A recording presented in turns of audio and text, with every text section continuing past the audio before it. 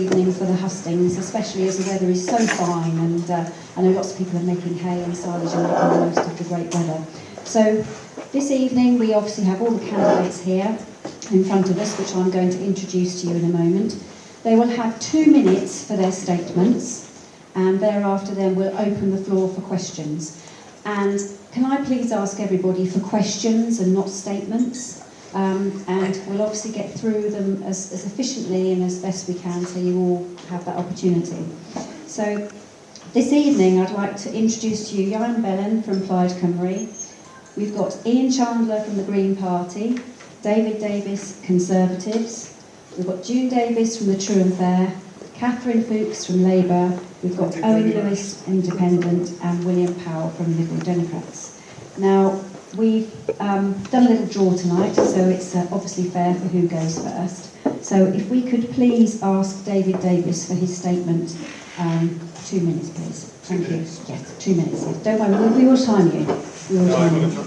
I always get cut off short. Can I first of all thank both the unions for organising this and the organisers of Raglan Market. I suspect we're all going to make some very similar statements here tonight, and I want to reiterate that I fully understand the importance of being as self-sufficient as we can in food. I support the importance of agriculture as a way of protecting the environment because of what it does for the economy, because of what it does for the environment of Wales. And I will always set out to support agriculture in any way that I can if I'm elected as the Member of Parliament. I'd like to thank the unions particularly for the engagement that they've had with me and with other members of Parliament from all parties over the years. And I assure you that if I'm re-elected, I will always seek to meet with the unions, and I think the FUW and NFU will both confirm that I've always been willing and able to meet with them, and also, of course, to the organisers of the market here. I know we're going to get a lot of questions. I want to just reiterate a few things very quickly in whatever time I've got left. But first of all, the Conservative Party do not support the Sustainable Farm Scheme, certainly not in the way that it was brought forward with 10% of land being set aside for trees, 10% for rewilding. We do support inheritance tax agricultural relief because we think it's important that farms can be passed down from through families, and that's important for family farming. This is controversial, but we have to discuss the impact of TV. We all know how dreadful it's been on farmers, on farm incomes, on mental health of people in agriculture. We have to look at what's gone on in England, where there's been a reduction in TV by 50%. We need to be led by the science on that particular issue. We need to do whatever we can to reduce tuberculosis in the bovine population, and that means following the science at all times. Obviously, I know that there are some concerns that will be raised and have been raised with me about trade deals, and I want to tell you I'm willing to answer any questions you have on that. But I do believe that CPTPP could be a huge opportunity for farmers over the coming years. I suspect I may be running out of my Your time is now up, 2 minutes, but I'll take any David. further questions on anything else as well. Thank you very much indeed. Okay, now Ian Bellin from Plaid Cymru, please. Can I thank you for this invite to the hustings. It's a pleasure to address you. I'm Johan Bellin, Plaid Cymru candidate, and my family roots are from a small dairy farm, a 64-acre family farm in Flintshire in North East Wales. And my granddad used to quiz me on which cows were Belgian Blue Crosses or Friesian, so hopefully you won't ask me difficult questions as that tonight. But anyway, thanks to my background, you don't have to tell me about the importance of family farms and how they support wider businesses in our community. And Plaid Cymru's priority is to protect the future of our family farms. We secured a delay and a rethink in the Sustainable Farming Scheme to make sure it works for farming and for nature. And working for Senedd members who are farming spokespeople means that I've had a great deal of experience of working with farming unions and young farmers, most importantly consulting about what we should be doing after the Brexit vote, immediately after the referendum vote 8 years ago, and how a young farmers grant scheme in 2017 should work with well-attended meetings across Wales, including one in Abergavenny. Plaid Cymru will give Wales a veto over future trade deals that undermine agricultural communities. We will ensure greater prominence and priority for rural areas to receive digital connections so that communities are not left waiting to access essential online services. More must be done to tackle dog attacks on livestock. We will support the reintroduction of livestock worrying legislation that failed to get through the last Parliament. I'll let you in a little secret. I'm more likely to read The Guardian than The Farmer's Guardian. But in preparation for this hustings, I was drawn to an article by Keir Starmer who claimed that his government would introduce the first rural crime strategy. Well, I'm sorry to disappoint Sir Keir. The Plaid Cymru's Police and Crime Commissioner for David Sorry, I'm afraid your time's up. David Llewellyn introduced that plan 6 years ago. I'll look forward to your questions. Right, next is William Powell, Liberal Democrats, please. Diolch, David. And thanks again to the unions for coming together and for the staff at the market here for making this event possible, the third of 5 major hustings in this constituency. As you just heard, I'm William Powell. By heritage, I'm a farmer. I'm the latest in multi-generations of hill farmers in the Black Mountains. My son and his girlfriend are both graduates of Harper Adams, where they met, and he's got farming bad like many of the people here. And of course, one of the problems is that in farming, the person that holds a checkbook is very often in the upper age bracket, and people are keen to farm and to have access to the land. Farming is in something that's close to a crisis. I know just a few months ago there was a major meeting in this market. In fact, Tom and Chloe were amongst the hundreds of people who were here to discuss and to hear about the single farming, the sustainable farming scheme.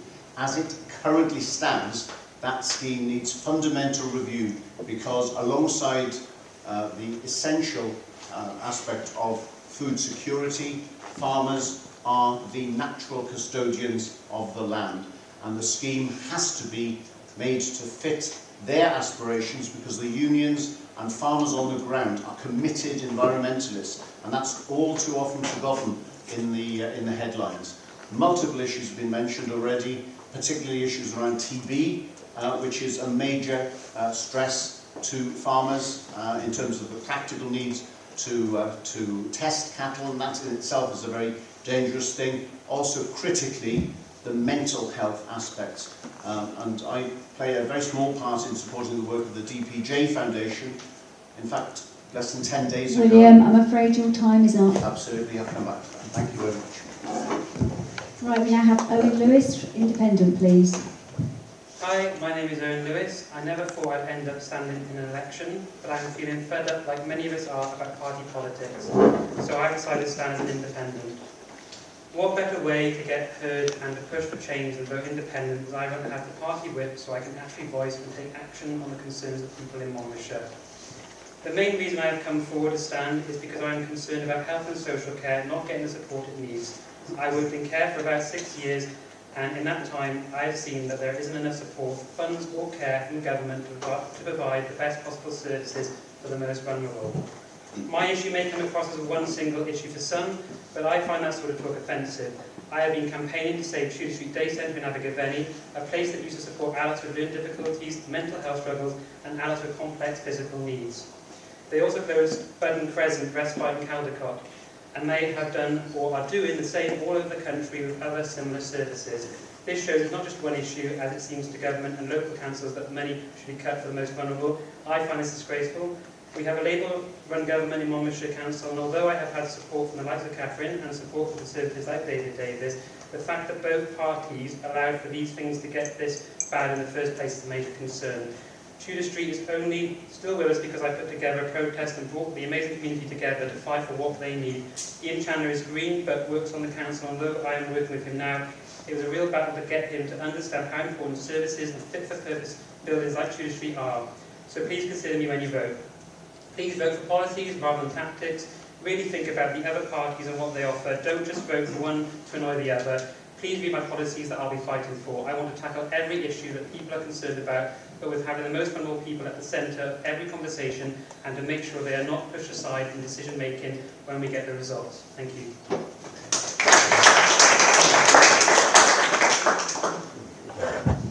Ian Chandler, Green Party, please.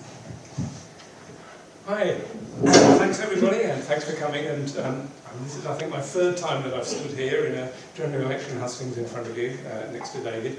I'm Ian Chandler. I'm your Green Party candidate, as you know.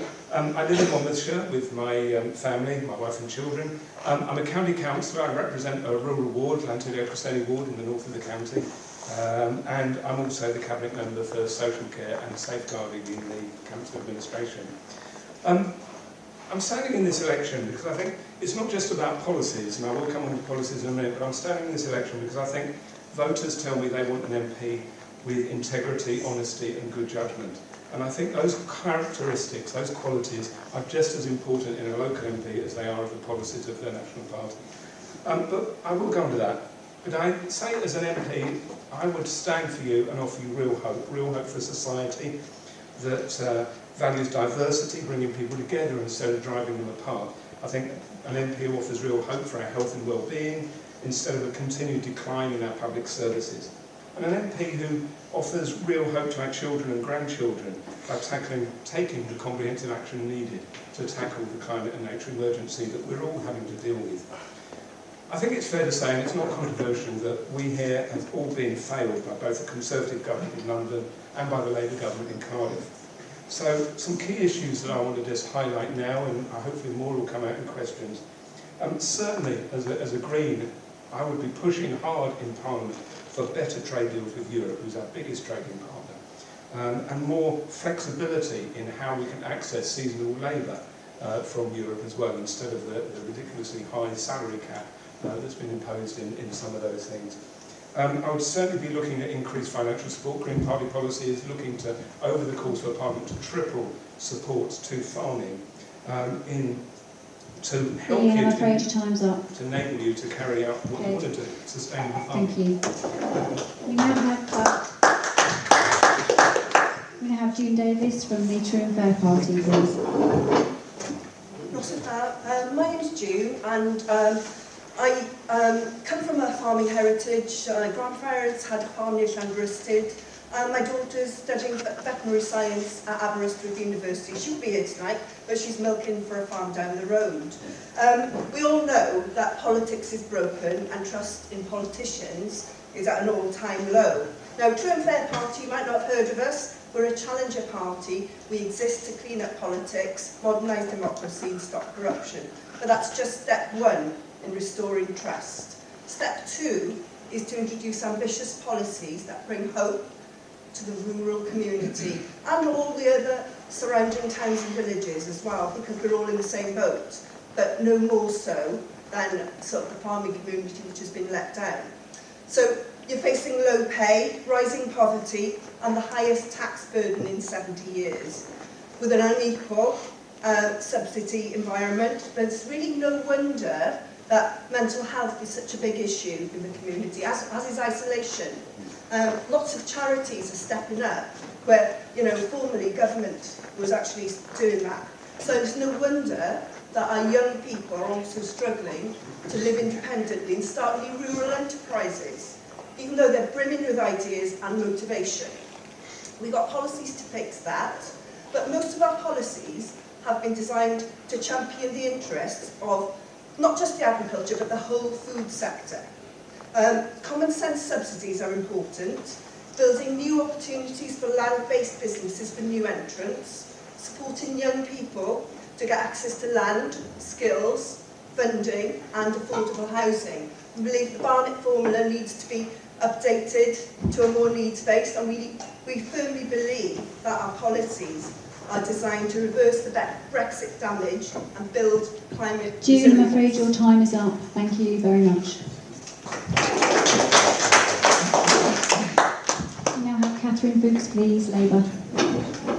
Last but hopefully not least, diolch everybody, good evening, and big thank you to FUW, NFU and Young Farmers for organising this evening. It's fantastic to see so many of you, and I'm sure you'd rather be out working on your farms.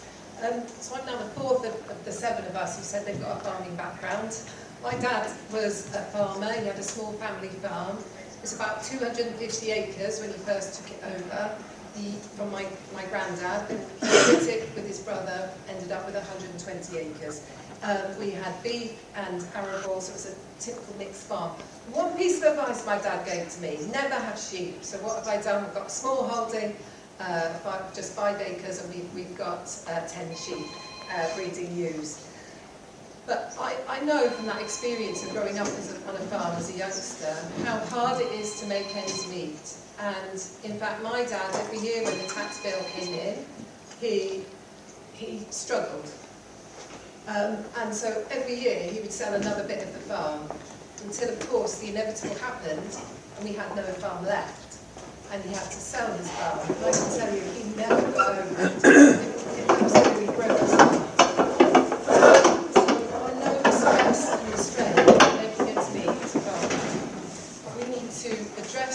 If Labour gets in at the UK level, we need to address those root causes, the problems you are all facing. For example, we need to get in place better trade deals, we need a veterinary agreement. But we've been absolutely sold down the river by the Conservatives with the Australia and New Zealand trade deal.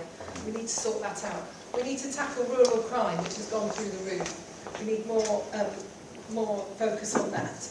We will bring energy bills down, which is a huge portion of your costs. We will create great British energy, so we create our own energy here. We're not relying on dictators like Putin. And of course, we need more food bought by the public sector from the UK, so that we're using your Catherine, I'm afraid your produce. time's up. Last thing to say, just to finish off, on July the 4th you have a choice. You can either vote for the same or you can vote for change. The choice is yours. Thank you.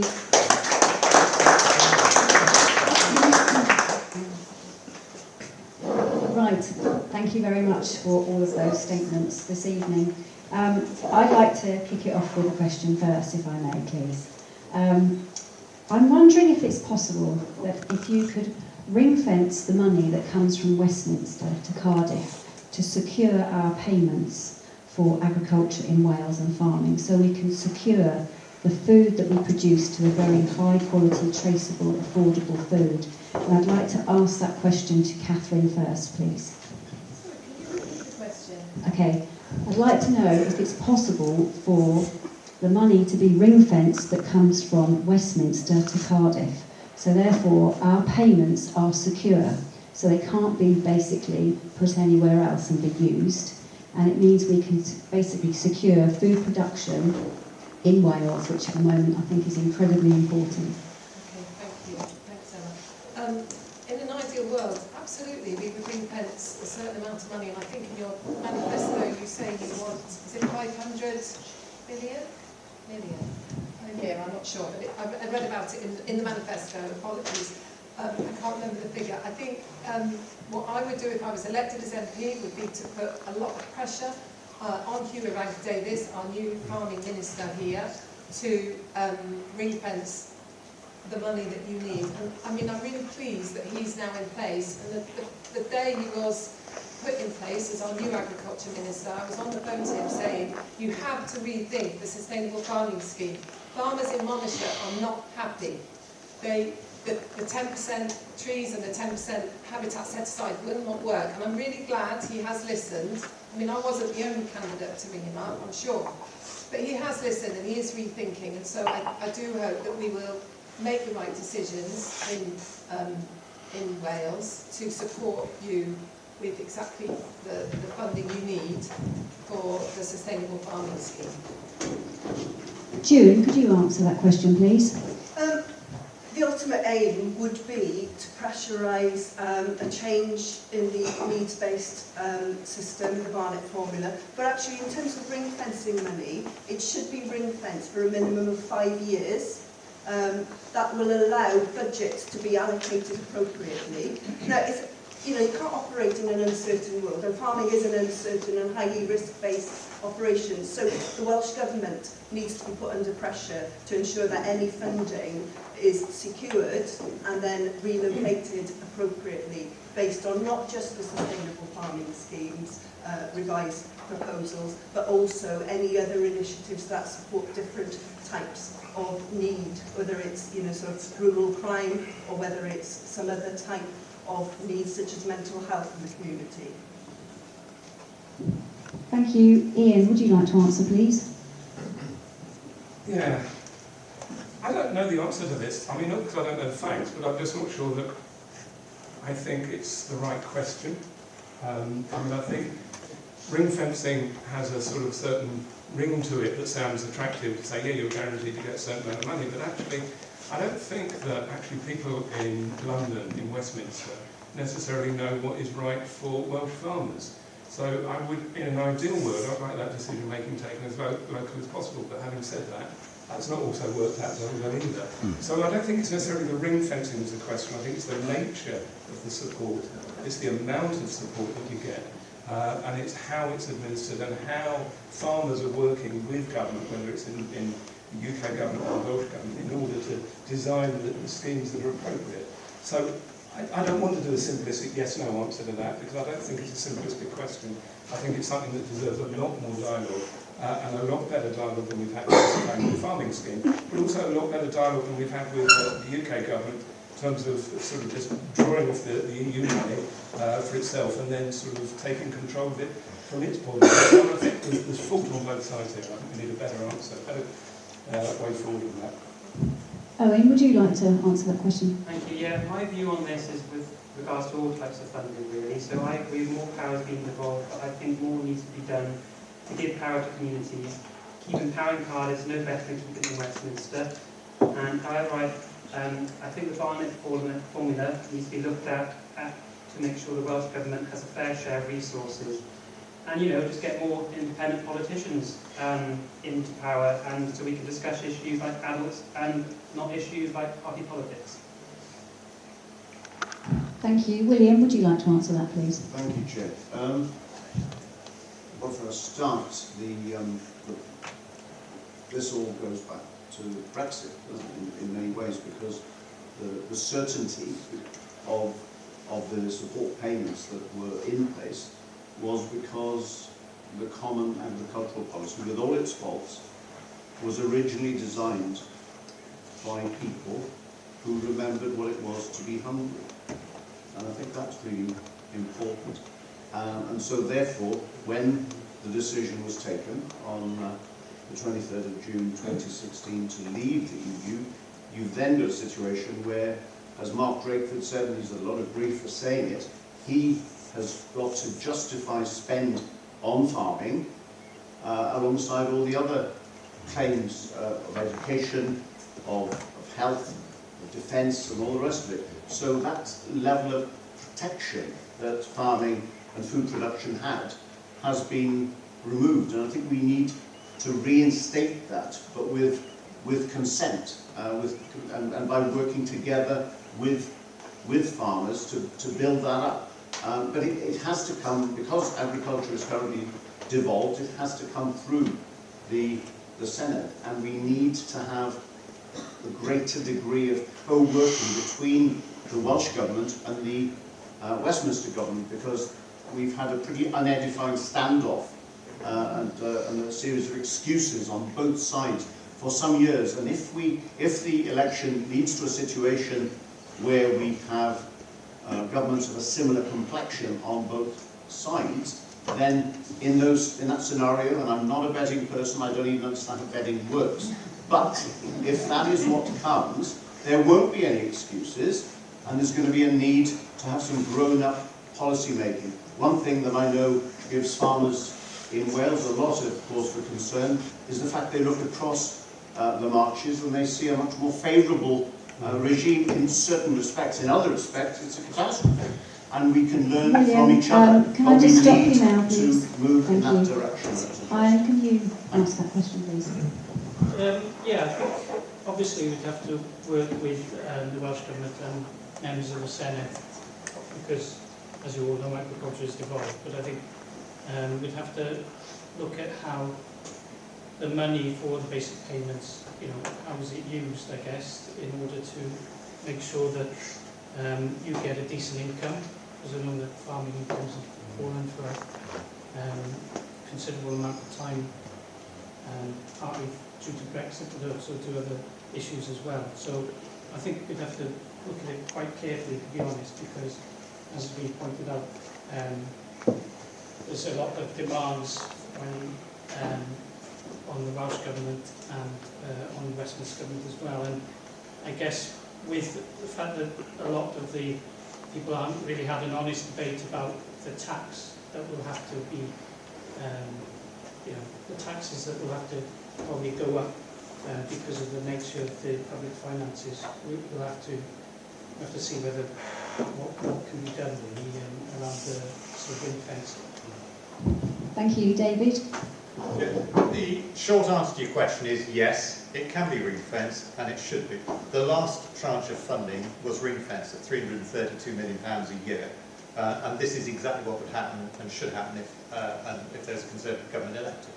The second thing is that it should not be Barnettised, of course, because under Barnet formula, Wales will only get about 5%, we've got a lot more than that in terms of farmland, so we would need to ring-fence it directly based on need, which is exactly what we did with the last lot of funding.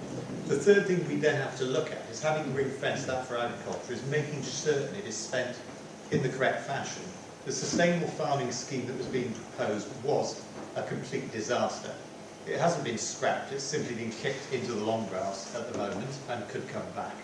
And those candidates who are opposed to it should say so publicly and should always be willing to publicly oppose it. And the final point is to make sure that when Welsh Government are spending money on agriculture, that it is going directly to farmers, because we know what happened when we were in the EU, in the period 2014 to 20, the Welsh Government took the maximum amount out for Pillar 2 funding, and we all know what happened to that. It was absolutely wasted, a lot of it. It was quite disgraceful, some of the so-called agricultural schemes upon which millions of pounds were spent. And if anyone wants to whip out a phone and look at the Welsh Audit Office report into it in 2020, they will see that the Welsh Government were handing out tenders worth millions of pounds without any tendering procedures going on, approaching people and organisations directly and just saying, would you like some money? Many of whom have got, frankly, a rather nebulous connection to agriculture. It's all in the 2020 report. So what the Conservative government have also said is they would ring-fence it for now, but they would expect to use the power which we had in government to demand an annual report as to exactly how that money was spent.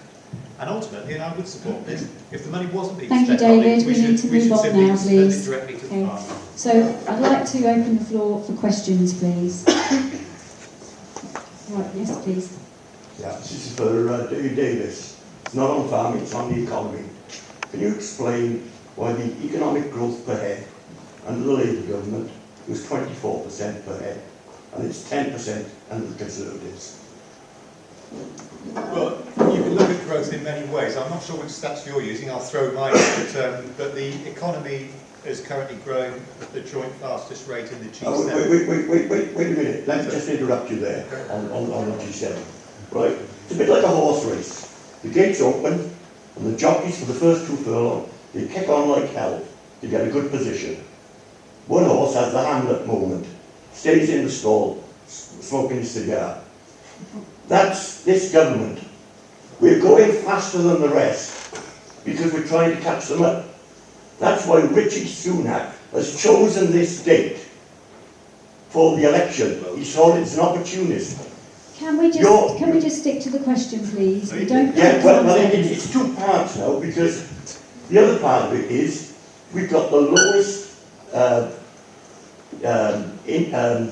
investment of the G7 in infrastructure and business. Why is that?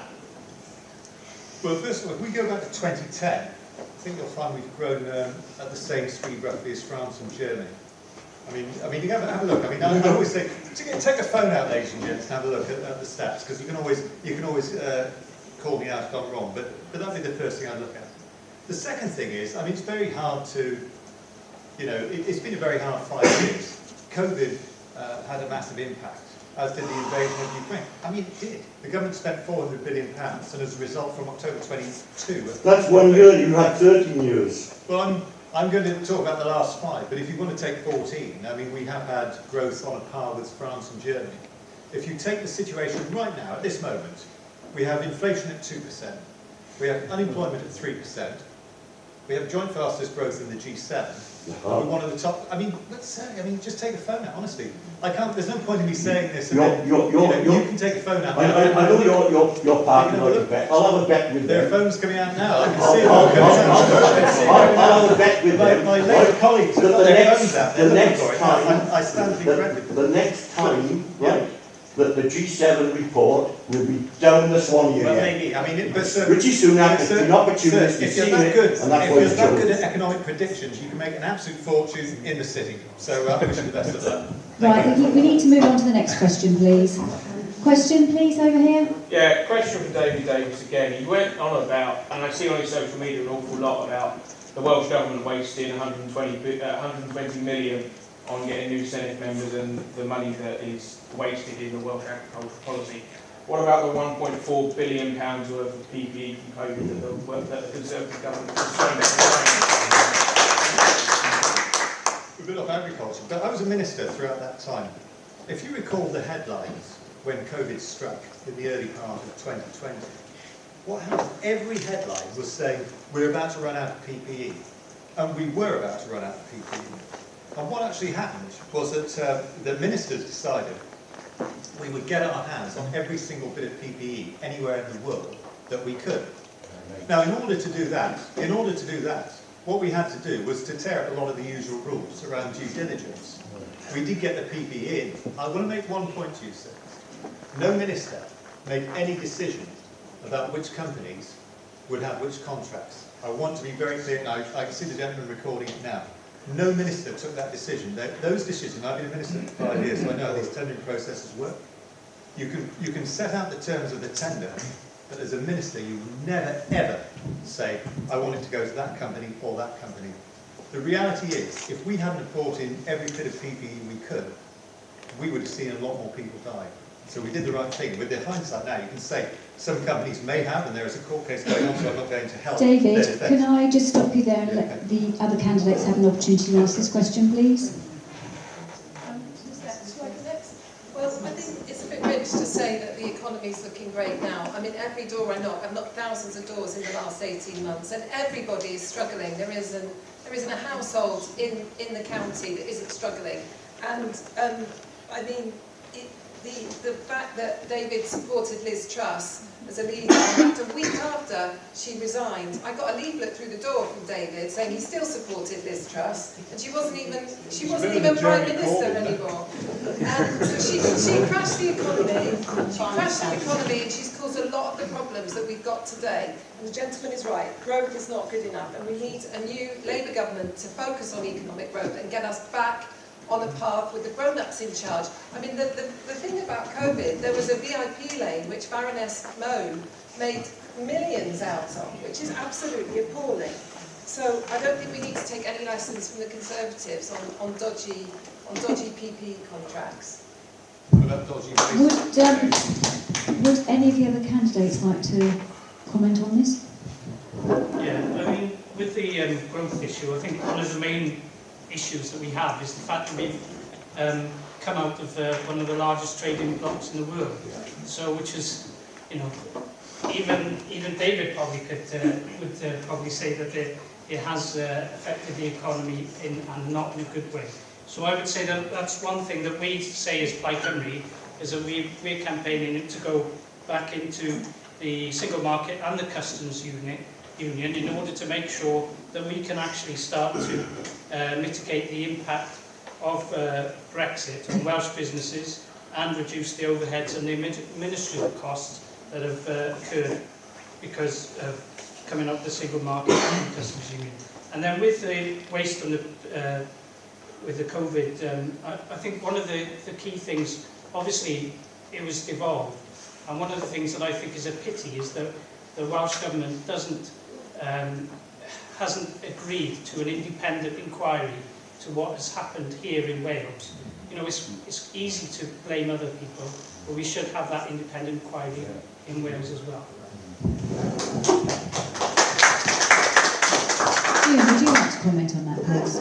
Yeah, in terms of growth, I will echo your comments about leaving the European Union, but the actual fact that independent reports have have demonstrated that we've lost 40 billion in revenue directly as a result of that, by shooting ourselves in the foot, leaving our closest trading relationships. And as far as the sort of the wasted funds in the COVID scandal, it is a scandal. You know, you only need to see the memes about Michelle Mone, and perhaps, you know, have a look at Matt Hancock's WhatsApp messages between his colleagues. And, you know, the COVID inquiry may well report a slightly different story to what David's just explained. William, would you like to comment on this at all? Like I said, I'm not an expert. I am not really a politician. I'm just doing this to be pushing stuff that I feel is really important to try and support. Again, I'm trying to say about funding and care. And I think there is money out there. And I think that if we really focus on trying to help the most vulnerable in our society, we can in small ways. Like, you know, I personally think there is a lot more money out there than people say, but people generally think there isn't. So we've got to find ways that we can work to really support people. One example, which is really a good start, is if we stop putting money into businesses that are selling weapons and killing some people. So, yeah. Thank you. Yeah, I will. I'm not going to respond to the other question, but I'll say the same about Brexit as some of my colleagues have. But I do want to respond to some of the heckling that David's been putting to my side. Yeah, he's right. There's, you know, what about the £200,000 that Vaughan Gething took as a donation? He's right about that. But it's a little bit hypocritical when we've had £15 million donated to the Conservative Party from someone as a self-proclaimed racist who said that Diane Abbott should be taken out and shot. You know, and where's that happened? Where's the money? You remember lots of hypocrisy here. There is a lot of pointing fingers that we can make at Labour government in Wales, and I'll be happy to join in on that, but I'm not going to have that hypocrisy and say that actually their laundry is worse than David's. Some of yours is pretty bad. So some of those, in terms of, can you just not keep interrupting everybody as we talk, David? It's about integrity, it's about actually being part of the debate here. So we are talking about, yes, £1.4 billion of PPE. You can't blame that over as a little bit of an over-order. That was a substantive part of the PPE order that was mismanaged. We have talked about the VIP lane that went in there. You know, without even talking about, you know, sort of drinks parties in number 10 during lockdown and all that type of thing. You know, there is a hypocrisy here. There is a lack of integrity. There is, you know, and we've not talked about the betting scandal. There is a me attitude amongst the Conservative Party, Conservative ministers, the hangers-on, that actually it's about money for themselves, it's about position for themselves, and actually we need to get down back to the people. Thank you, Ian. Can we move on to William, please? Thank you, Chair. I think we need to take a brief pause and just try to improve the way we engage with each other, because there are some serious issues here, and there's some serious scandals in the mix, but we just can't keep taking lumps out of each other. There are three things. First of all, you listen, or you should listen. Then, hopefully, you hear. And when you've heard, that's not enough. You need to listen, to hear, and then to act upon what you've learned. And I think we all collectively need to learn. There's plenty of lessons that need to be learned. Clearly, the whole issue around the VIP lanes, the mates rates, and the kind of instinct of people to find a way to promote the business interests of somebody who suddenly developed a small cottage industry out of their garage, and they happen to be a member of the cabinet or whatever. But you know, these were crisis times, as David said, and people, and a few of you may know that I was kind of an early adopter in the COVID crisis, because if it weren't for the care and the love and the support of many people just up the road in Abergavenny in the ICU unit at Medal Hall, I wouldn't be here troubling you this evening. And so we do need to remember that. But we need more fundamentally now to rebuild trust in politics, and I don't think we always set the best example ourselves. William, thank you very much. Thank you, We'd like to move on to the next question, please. Right at the back, please. Yeah. Question for Kath Fuchs, please, and anyone else. You mentioned, a few of you mentioned trade deals already. Where would a Labour government look to clinch the first humongous trade deal especially thinking of agriculture. Yes, please, Catherine. So I think the first thing to say is that the current Australia trade deal, George Eustace, the previous Tory minister, has criticised his own trade deal, saying that we gave too much away, we didn't get enough back in that deal. We still can't export beef to Australia, even though we've got this trade deal. So there are lots of different problems with the trade deals. The other point I'd like to make is when I checked the prices before coming here tonight of a leg of lamb. If you want to buy a New Zealand leg of lamb in Monmouth today in the supermarket, it's going to cost you 20 quid. If you want to buy Monmouthshire lamb, it's going to cost you £46 and 14 pence. And I looked at that today. So those are the figures. So that's what the Conservative trade deals have delivered us. And it's absolutely no good. It's not giving you, our farmers, a return. So one of the first things we need to do is reset our relationship with the EU, for example, a veterinary agreement, so that we can trade more easily in animal products for that veterinary agreement. The other thing we need to do is we still haven't got our agreement with America and India, so we need to work on those. Thank you. Owen, would you like to comment on that, please? Yeah, like I said, I'm not an expert, but it doesn't put you off. I'm just, I actually got information just about farming in general. I could just explain if that's okay, just I've written down to see if it's kind of where you come from. So I want to be honest about where I stand with it and generally with everything. So farming is important in Monmouthshire. I have to be honest and say that I don't have a lot of experience, as I just said, and knowledge in farming, but I am aware that it's vital. If I get your vote, I'll take on board the concerns of farmers and how we is supported with their work. I'm more about trying to keep things within the community anyway. So I like to make sure that what farmers produce is going to local businesses. I want to make sure that the local community are also working more with farms and for farms to work more with the community. We can do this by having education in schools and training on courses that link with food and products that are produced on farms. And as I said, I don't know a lot on this subject, but I want to make sure farms are ethical in the way they produce their food. I want to make sure farms are making profit, also producing food that will make a greener and environmentally friendly world, which I'm sure a lot of farmers agree with. I want farmers to work with animals to make sure that animals are treated well.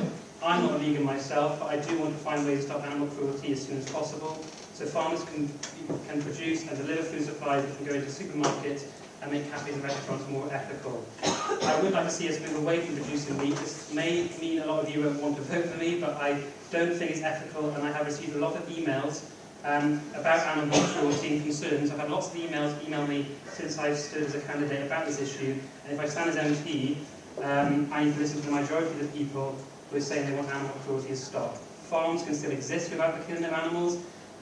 They can be amazing places to create local and healthy food. They can go to local businesses, like I said earlier, around Monmouth. I want to bring the community together for everyone to help each other, so in a world where everyone can benefit with each other.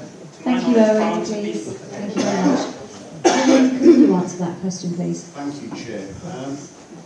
On the issue of cruelty, I think going back to the original question about the trade deals, one of the really troubling things about the countries that we will, if we don't amend and recalibrate our policy in this area, we will be relying more and more on countries where welfare standards are very low or non-existent, and where, for example, there's no veterinary intervention in the event of sick animals, because the whole scale of the farming doesn't allow it. And I mean, farmers in this country are some of the best farmers in the world, and the most committed. For the most part, of course, there are bad apples in every barrel, but for the most part, we maintain the very highest standards. And in fact, in parts of the world not very far from here, they've actually got difficulty in retaining access to veterinary services, because veterinary practice is increasingly restricting themselves to small animals, and that we need to support our vets and understand that and make sure that that whole model works as well. That's really important. But we are, after all, the first nation in recent history of civilization to impose economic sanctions on itself, and that is just not the way forward. So we need to revisit these trade deals in as far as international law allows, but we also need to have an honest debate on the wider European context. Thank you. Right, David, would you like to comment?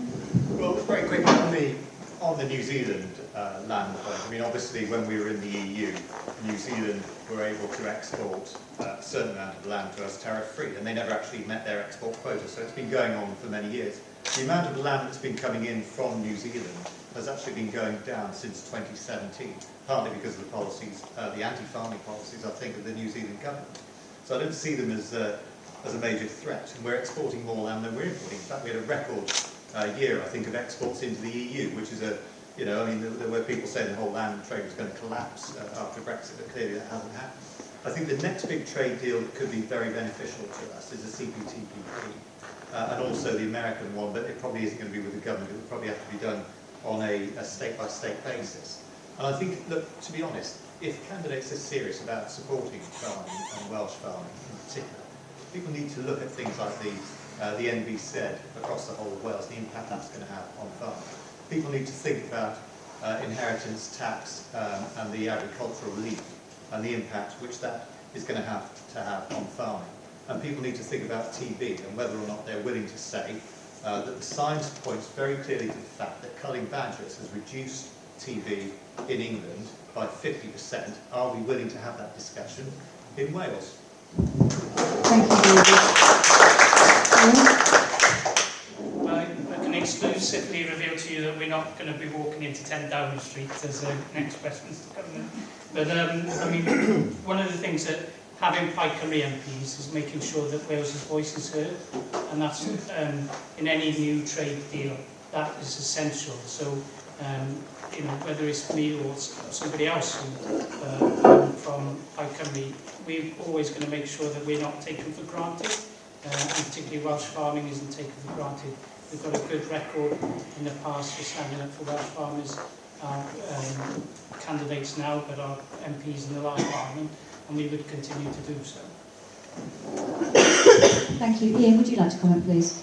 Yeah, in fact, you stopped my line there, because I think it's clear that the Green Party are not going to form the next government. It's clear that Keir Starmer's going to form the next government. I mean, the question is now about having a majority and what happens afterwards. And this is where I think that Green MPs, and we are going to get some Green MPs, that's pretty clear from some of the opinion polling, that Green MPs will actually be able to push the Labour government to actually be more ambitious in what it tries to do. At the moment it feels it's so constrained by trying to fall within the financial framework of the Conservative government, the legacy of the Conservative government, which frankly is not one that I particularly want to inherit. And we need to be able to give Keir Starmer and his team actually a big boost to actually do a bit more and not just to sort of feel constrained like that, and actually be a bit ambitious for this country, be ambitious for the UK, but also be ambitious for Wales and what we can achieve.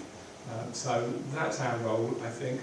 And so we're not going to be negotiating any individual trade deals, but we will be pushing absolutely the utmost for the Labour government to actually be really listening to farmers, listening to citizens across the UK and Wales in particular. And that's where I will put my case forward on that one. Thank you. Jean, would you like to comment? On the 25th of January next year, the Trade and Cooperation Agreement allows us to renegotiate the Brexit deal. So this is really a challenge for the next likely Labour government that will be in.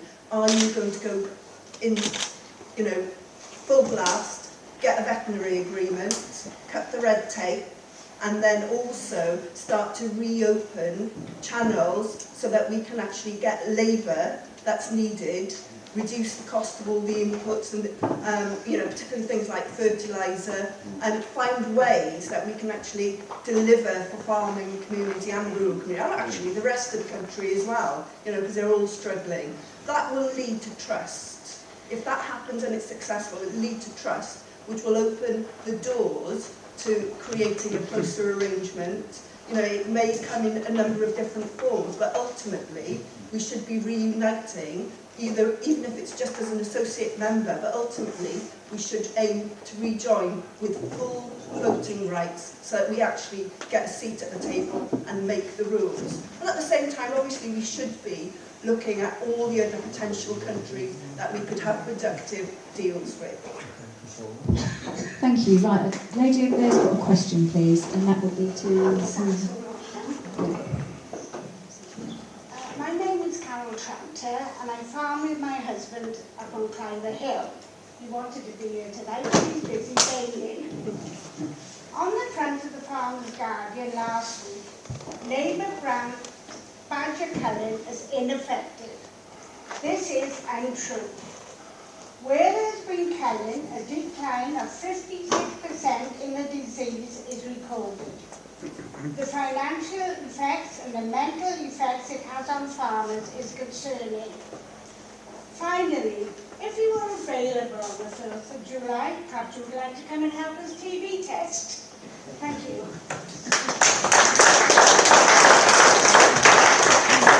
Ian, would you like to comment on that, please? Yeah, sure. I mean, I'm not going to claim to know the science, because actually that's one of the things that the Green Party totally believes in, is we need to follow the science. It's not for politicians to suddenly sort of start off and make things. So my perspective is, I think it is a real tragedy about the number of cattle that have to be slaughtered because of TB. That is an animal welfare issue to me. Now, I hear lots of different things coming from different people about whether is badger culling is the most effective way, is sterilisation another way, is it isolation, is it all these other types of things? And frankly, I don't know the answer, because too many people are telling me too many different things. So that's why I would want to go and actually have a much more independent view of that, and I would want to follow the science in terms of where that goes. But it is, I totally agree, it is an issue that we have to deal with. It isn't something we can just let drift, because it is an animal welfare issue in terms of cattle, as well as, you know, as some of my colleagues would say, animal welfare in terms of the issue of wildlife and badgers. So, you know, it's a balance, but it's the scientists that I would want to really get an unbiased view from on this. Thank you. William, would you like to comment, please? Thank you, and thank you, Mrs. Tranter, for raising the question, because we need to use every tool in the toolbox when trying to grapple with the various causes of bovine TB, and it is absolutely clear that the reservoir of infection is linked to badgers, particularly elderly badgers that have lived beyond their natural cycle and then can actually suffer quite considerably themselves with the effects of the disease that they carry. And so we should not, by all means, we should not exclude culling as one of the strategies. We've also made some progress in the Welsh context, in the intensive action zone in Pembrokeshire. But I think we cannot see culling as a panacea. It's not the only solution, but it's part of the solution. And the whole issue of vaccination needs to be pursued as well, but it is very, very costly. It's also desperately difficult.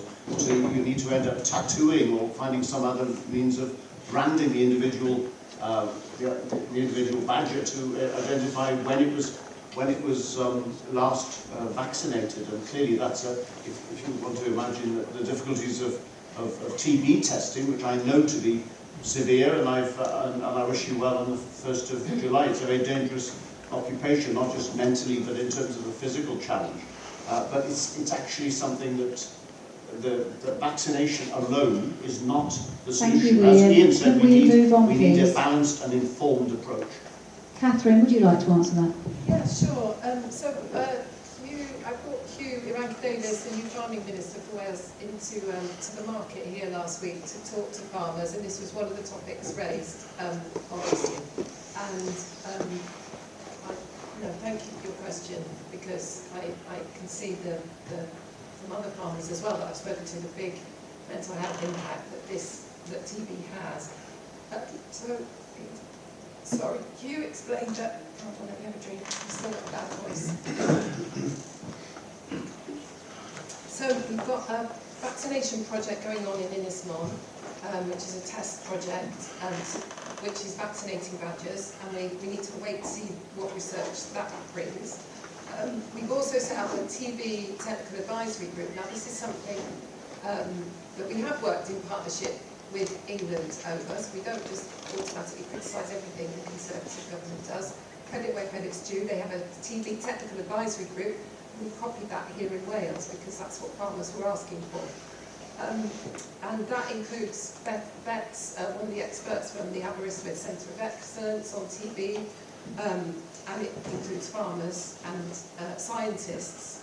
And one of the things that's recently been decided, in fact, at the first meeting of that group, is that we're going to stop or allow farmers to make the decision around on-farm slaughtering of cattle that are in calf, and I think that's a really important thing. But yeah, Wales is pursuing a path which is no calf, and I know that is really difficult, and I can't shy away from that. Thank you. Why would you want to vaccinate dirty badgers with a no effect? Because vaccinating dirty badgers doesn't work. So why would you want to go down that policy? We need to test them first, and I think that's what they're doing in You've done a lot of testing in Wales and released the badgers. It was done in 2014 in this area, actually. Hello? And it was done in 2014 in this area. It did have some impact. What a total waste of money. You know, I mean, you're avoiding the topic of culling and looking for all these other alternatives. If you killed the dirty badgers and vaccinated the rest, fantastic. But if you also kill a green badger and a dirty badger, as you call it, moves into the set, what do you do then? There's no easy answers. I agree with Ian on this. There are no easy answers. Badgers is because of the wildlife, you can say that. But they've exploded into areas that they never would, that they've never been present in. So we've got a wildlife population that has totally exploded, and we can't. It's then having an effect on cattle, on the animals themselves. My maternal grandfather died from TB when it was human disease, and that's why pasteurisation of milk came about. It is a dangerous disease. It can pass on. There is badgers with TB suffer an horrific death. Okay? And that's talking about them. So why can't we shouldn't be doing a study in Wales when the study's been done in England. Take Ireland, Australia, New Zealand, okay?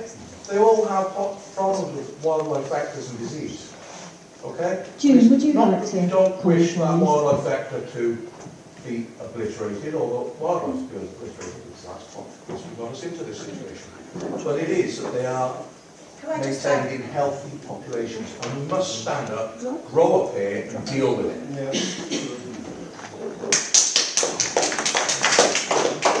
It's an emotive subject, and you know, you can read a lot about it. I read about the differences between, you know, what's happening in England where culling is licensed. I read about all these different tests. Then you've also got a solution. The only solution really is to follow the science and find a way to eradicate cattle-to-cattle transmission. It's not just badgers, it's in other wildlife as well. So where do we stop? This is the issue. So we always seem to be behind the curve. So the solution's got to be found within the science, and we need to invest more money in it and see if we can get a solution which allows cattle to be vaccinated to stop herds being decimated. I know we're a long way away from that, but the solution is never as simple as a one-shot fix. It's really, really challenging and affects everybody who gets reactors. Owen, would you like to comment on this? Yeah, all I can say really is that it's been great listening to people now, and I'm not going to be able to give you the answer straight away today, but it'd be great to listen more and speak to people who are concerned and are involved in the situation, so farmers, scientists and animal charities, and try and work with everyone to try and make a fair agreement and kind of work together to get the result really. I know it's going to be a difficult one, we've all clear that we've all got different points of view now, so, and the whole point of, if I was elected is to listen to my community and to work to try and do the best thing that's going to the majority please everyone. So that is what I'm going to try and achieve. And on the mental health aspect, I just want to say, my whole campaign is about well-being. So that's the thing I really focus on. I'm aware that there's a crisis in mental health that will come in communities as well, and I think more resources need to go into these communities to support the mental health services. That's my view on it. Well, the research has already been done. I remember 25 years ago in the Senate, we were talking about the Krebs trials and the randomised badger control areas. It was all done, it's all been done. And the only reason that there is more research and more trials going on is to kick into the long grass the decision, which we all know needs to be taken. I did the Welsh language question time, how I bargained it with Alan Davis, Labour MS, about a year ago at the Royal Welsh. And he was asked about this, and he admitted more or less that he agreed that obviously scientifically, if you want to reduce TB, you should cull badgers. But he basically said, and I can't remember exactly what he said because he was talking Welsh, but more or less said, we can't do it because the Labour Party will never accept it. That's the problem. It's not a scientific issue, it is a political issue. Correct. We have seen that culling has worked in England. It has reduced TB by over 56%. It has to happen in Wales, and we've put in our manifesto that if we are re-elected, we will not only continue with that process in England, which is working, but we will expect the Welsh Government to follow suit, and we could even look at removing the power that is allowing them to avoid this issue at the moment. Perhaps they even welcome it, because it's a decision that they know they should take, and they're not willing to do so for political reasons. I think bovine TB has obviously cast a long shadow over agricultural communities, and it's threatened livelihoods and the future of family farms. You know, some of the things that my company wants to ensure the future of the family farms. And it's also, as has been pointed out, damaging to the mental health of individuals and families. So we think the Welsh Government should urgently undertake a long-term evaluation and appraisal of the current cattle controls to determine the effectiveness in preventing and controlling disease transmission, and establish policies which reflect wildlife as a source of infection and which allow for the proper and scientifically validated culling and controlling methods. And the Welsh Government really should consult with the farming unions like yourselves and representatives from the agricultural sector to establish a new way forward. Thank you. Question over there, please.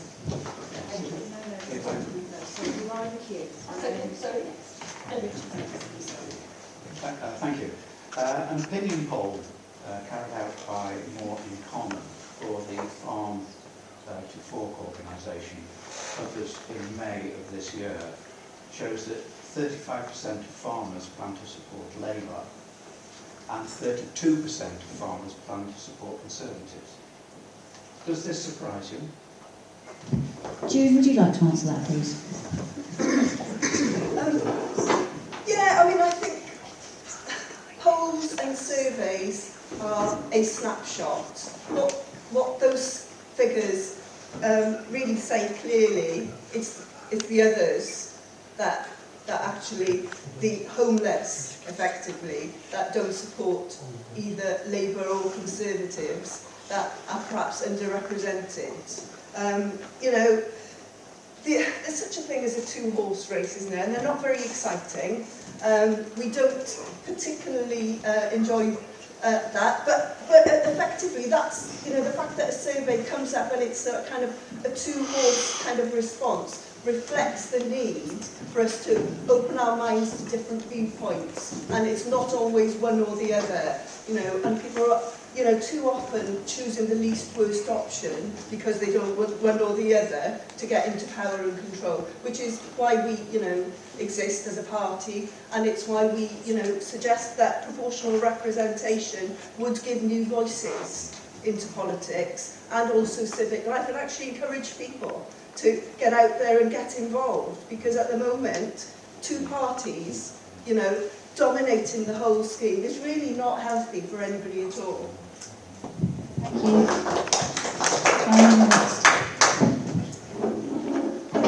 I would say next week we can be certain really that Keir Starmer is going to walk into 10 Downing Street. So the Tories are toast really, they're finished, they're done. But what we can do is influence the change ahead of us. So keeping the Labour government in check and not giving them a free pass to take Welsh votes and then cast Wales' interests aside. And that's what Plaid Cymru offers. And I'll, you know, so I'd appeal for you next week to think with your heart and your mind about thinking about Plaid Cymru to really keep that Labour government in check, because it's going to be a big majority. David, you're next, please. I try not to read opinion polls too much. I was finding it a bit depressing, to be honest with you. But, having said that, I would ask the question. We talked about badger culling already. It's important that we have representatives who are willing to deliver difficult messages, which I would certainly do on that. But I'd also suggest that people think very carefully about commitments towards inheritance tax on agricultural dwellings, because if that goes, and it's been indicated, let me answer it my own way, so we'll decide whether anyone's happy with that. I think that would be very bad for family farming. I think that that 35% might want to think very carefully about the impact of a nitrate vulnerable zone across the whole of Wales. I think that environmentalists should think about what the impact of the rivers is going to be if everyone starts having to put their slurry down after the closed period has come to an end. And I also think, that 35% might want to ask all of the candidates whether any of them are members of parties whose local authorities in different parts of Wales or England are sort of pursuing these meat-free Mondays, which are certainly not good for farming and which are taking away the freedom of choice of everyone to have a bacon sandwich like the ones that are served up here on a Monday afternoon. Thank you. Ian, please. Thank you, Chair. Can I ask you to repeat the stats? Excuse me, William, it's Ian next. Oh, sorry. Don't jump in now, come on. Always defer to the Chair. So stats, of course, and in many ways I would agree with June, but yes, so your stats, I'm still trying to work out that 36% that you haven't mentioned, that presumably you're all going to be voting green. Because in many ways, that's not as absurd as it sounds, and I know that we're not, our public image is not necessarily one that goes with farmers, but actually I think we share a huge common cause, because I know, and I have, I represent a rural ward, I speak to a lot of farmers, and I know farmers take pride in looking after their environment.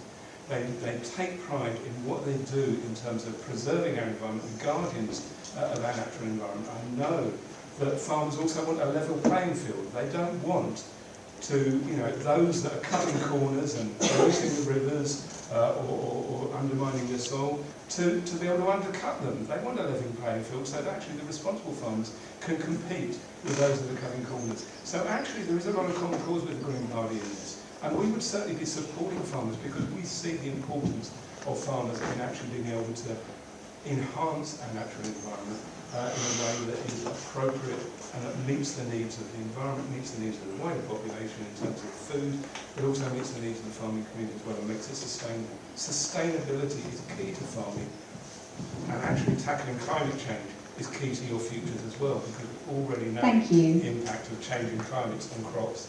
Ian, can we move on to Catherine, please? Sure.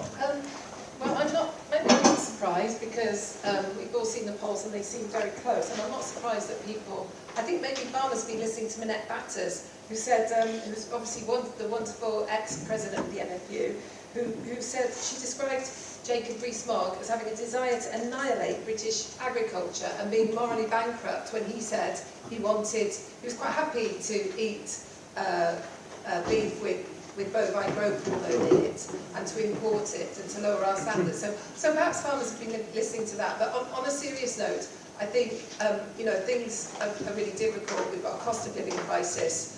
Our economy is in tatters. It's down to the fact that we've had 14 years of the Conservatives. And we desperately need change. And I think that's what that poll is echoing. Thank you. Owen, would you like to comment, please? So the question is, are you surprised? The answer is no. I'm not surprised by this world anymore. I think this world is bloody bonkers, to be honest with you. And it's quite bonkers that I'm here as an independent. So all I'm just going to say is, yeah, not surprised, and vote independent. Let's change. There's a movement about independence now, and I'm all for listening. You're shaking your head, sir, but it's not crap. It's true. Independence all the way. Thank you, Owen. William, please, can you finish off on this one? Thank you, Chair. I'm not particularly surprised either because, as Catherine said, they're difficult times. The world is a dangerous place, and farming is not in a good place. And it's received a pretty mixed deal from Westminster and it's certainly had some pretty bad setbacks that have come from Cardiff Bay. Having said that, of course, farmers may hold the answer in their own farmyards, because I'm sure many of you have heard of the BBB, in the Netherlands, which is the party that in the recent Netherlands elections, I haven't clocked their performance in the European elections, but they I think got one of the single largest parties. So farmers founded their own party, and we know how good farmers are at mobilising. Just the events that happened here and happened at markets throughout markets and other gathering points in Wales over recent months. So it's quite possible that that farmers might decide to have a party that looks after the interests not just of farming, but of those who care about the environment and want to secure food production. Having said that, I'd argue that the Liberal Democrats and the Liberal Party over time has actually full square delivered on that in the past and will play its part in the future. One thing that I think we do need to be very cautious about is the form in which the Senate is to be elected in the future, and we haven't heard about the closed list yet. Sorry.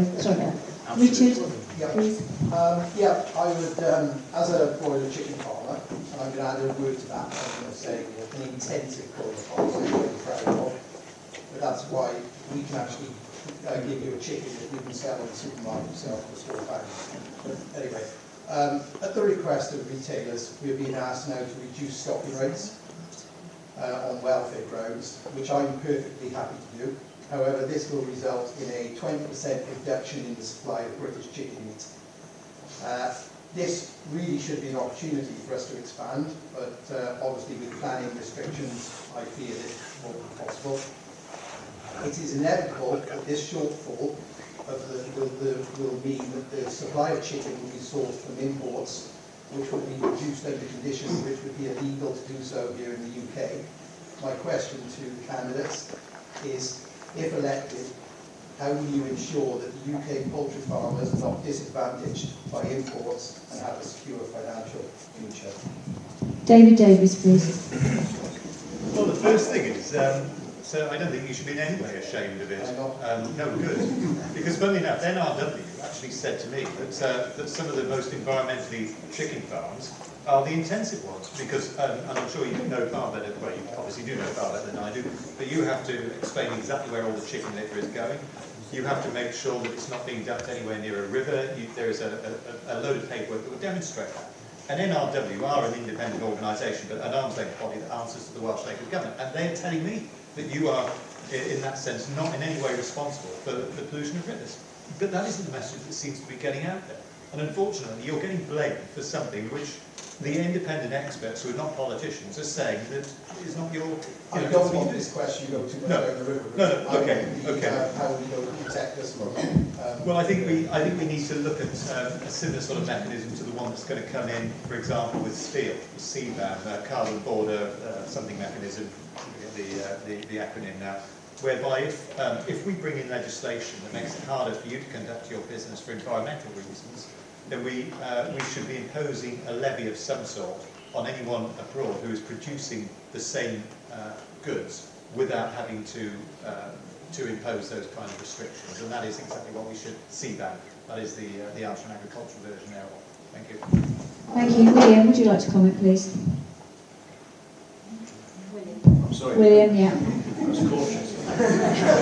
I think one of the key things that we need to do is to revisit the powers of the grocery code adjudicator and to make sure that the interests of producers, serious producers who've invested not just their lives but possibly got themselves into a real state of financial commitment that might even go beyond the current generation, that they've got the opportunity to have a just return. So it's a multi-layered answer really. Partly we need to make sure that the grocery code adjudicator has better teeth in that respect. We also need to ensure that we've got effective inspection regime at the ports, and we need to be robust in enforcing where we see bad practice, because there have been cuts in that department over time, and I know my former colleague Roger Williams, when he was MP in the neighbouring seat, was very active in ensuring that there was a good level of investment in that respect.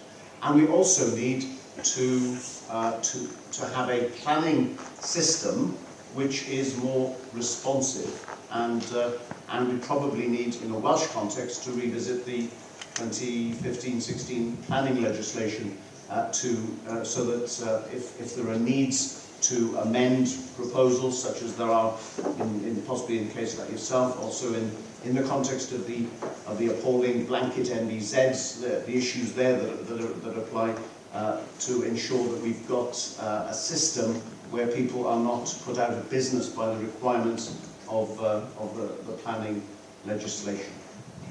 Thank you, William. Can we move on to Ian, please? Yeah, thanks.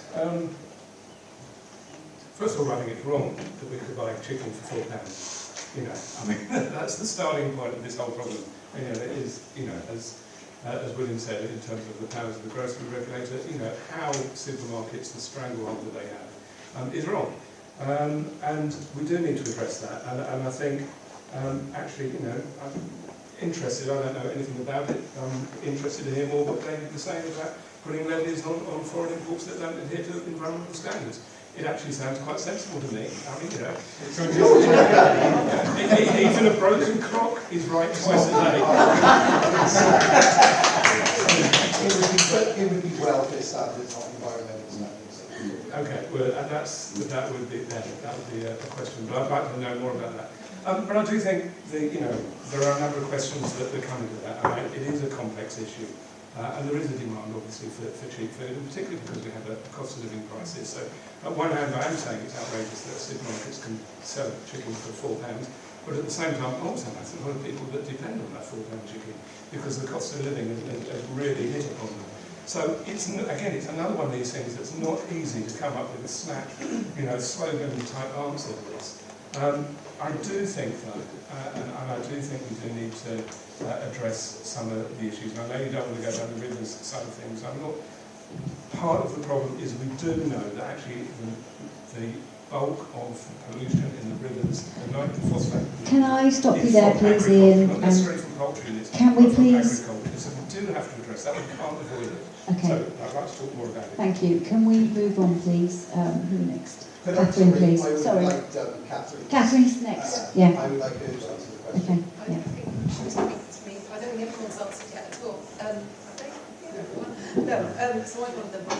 I think the main thing we need to do is ensure that our imports have the same animal welfare standards as what we produce here, and that is the absolute key to all of this.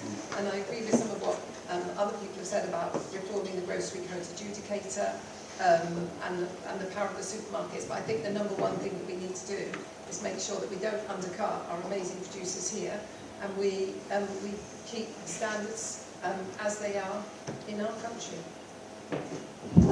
Thank you, Jan. I think I'd agree with what many have said. I mean, as most of it's evolved, obviously I would be your champion to try and speak to the Welsh Government and the Senate members to try and make sure that some of those issues that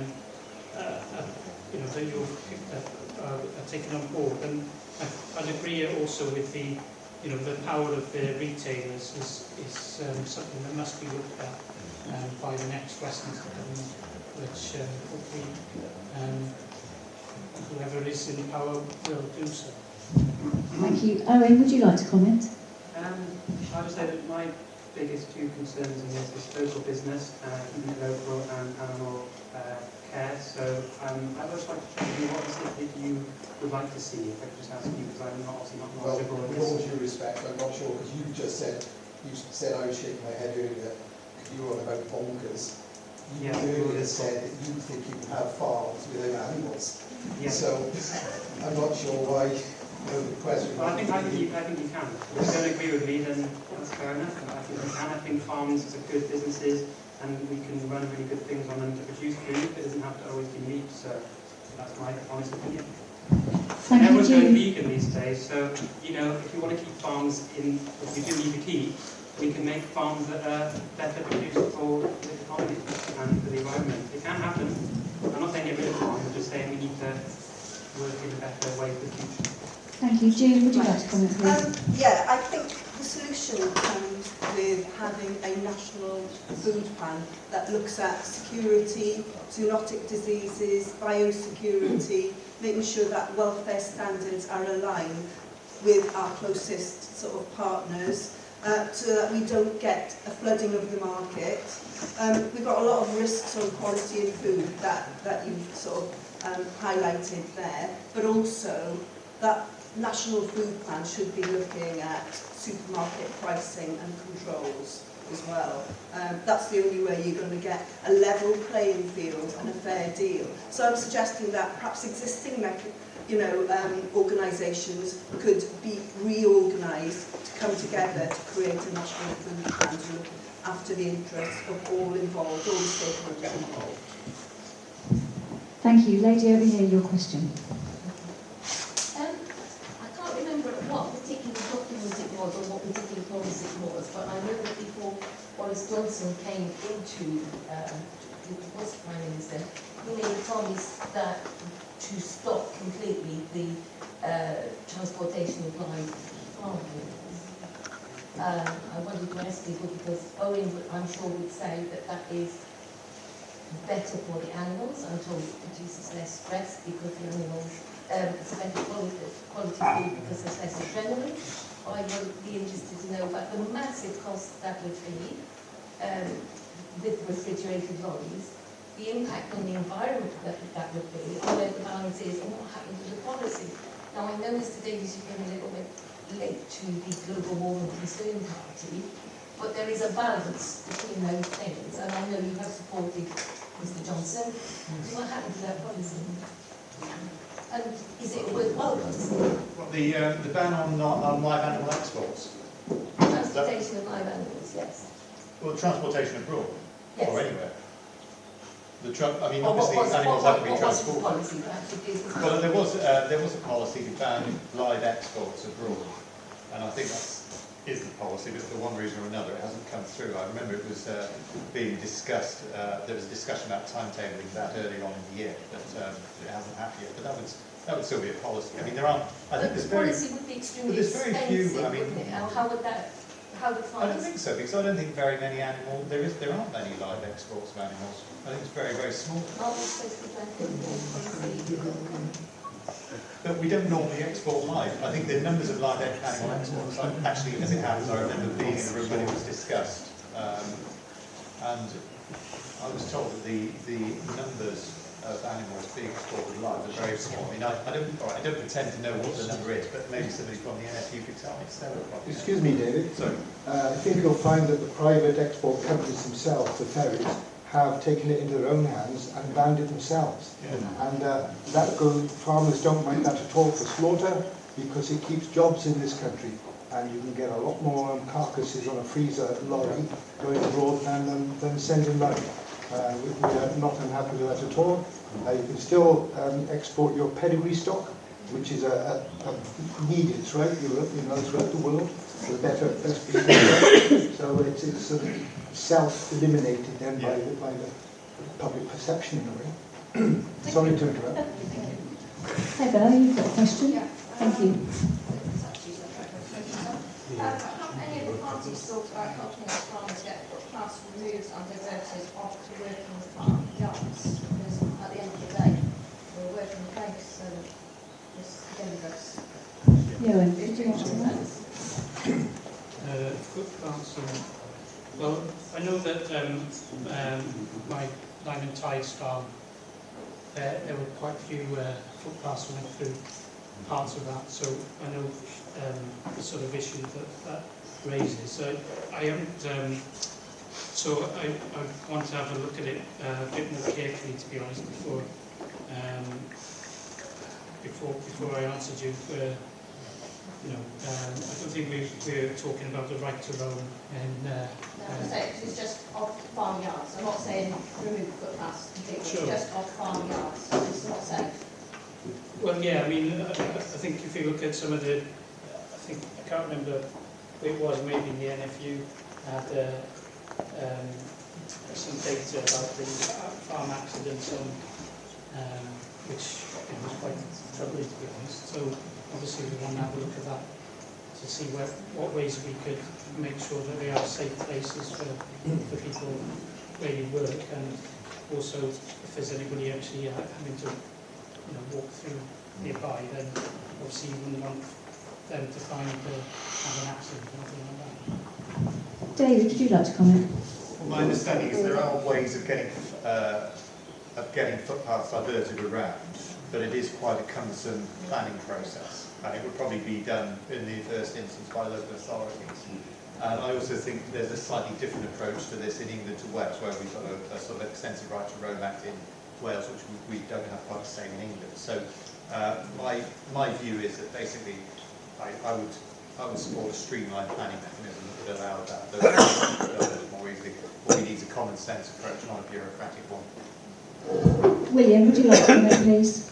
Thank you. And no, it's a very relevant question, because I mean in our own farm yard just north of Crickhowell, we've got we put a in place for the very reason you mentioned.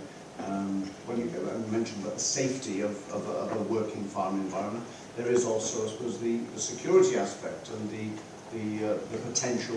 We've heard a side reference to rural crime earlier.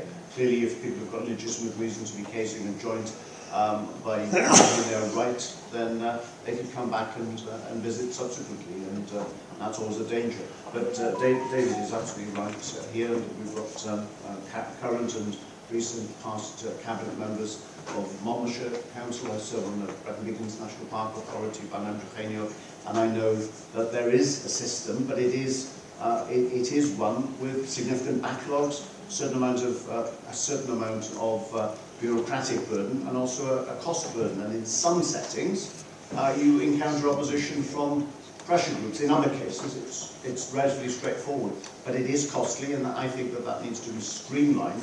And I know that the local authorities in Wales overall have got a significant backlog with their rights-of-way networks, both in terms of improving them, but also in terms of looking at issues around diversion. That should be made easier, because it is often a safety issue and also potentially crime prevention issue. Thank you. Owen, would you like to comment, please? I'm happy to obviously make things more safe and to work with people who want to reduce that. So who is it that's actually at harm, you say? It's everyone. It's ourselves, fire security. Right. It's just an unsafe thing. You don't want to be reversing your tractor and thinking, hell, a kid could be running straight through the middle of my yard. I'm more reducing that and stopping it altogether. Yeah, that's the way forward, is obviously stop people getting harmed. So that's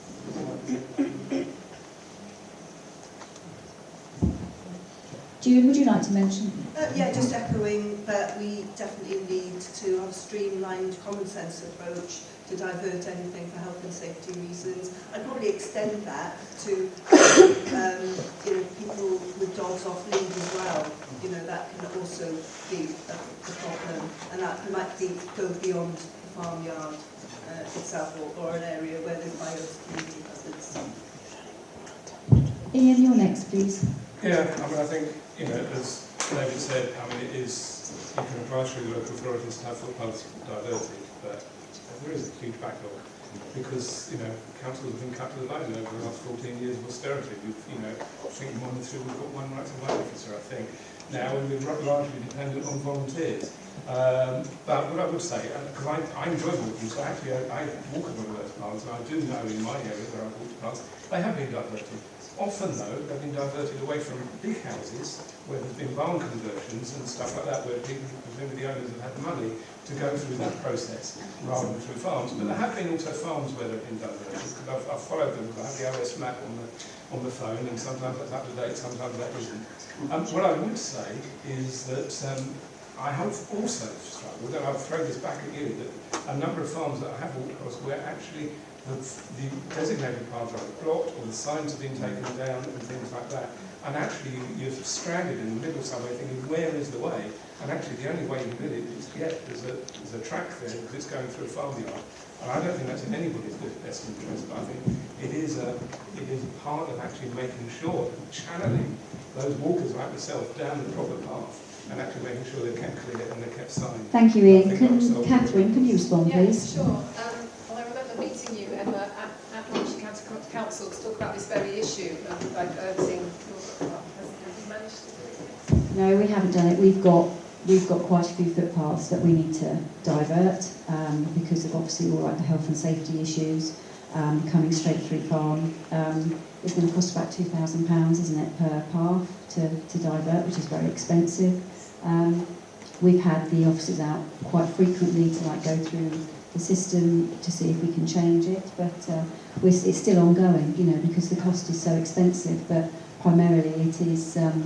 It's very dangerous for us, but having people turning up and wanting to go straight through our farmyard, it's busy, we're a dairy farm, there's the health and safety, the biosecurity issues as well, and having to, get people on the right path. And sometimes we do have a lot of issues with what people's attitudes are like as well, and we have to deal with that, and we're trying to run a business, so it's very difficult. So we are still grappling with it, and hopefully we'll come out the other side. I mean, we've just got to see what happens.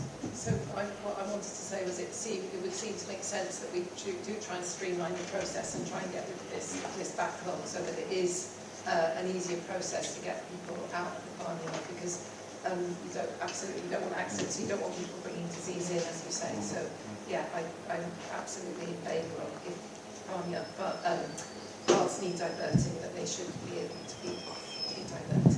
Thank you. Gentleman in the grey t-shirt, you've got a question? Yeah,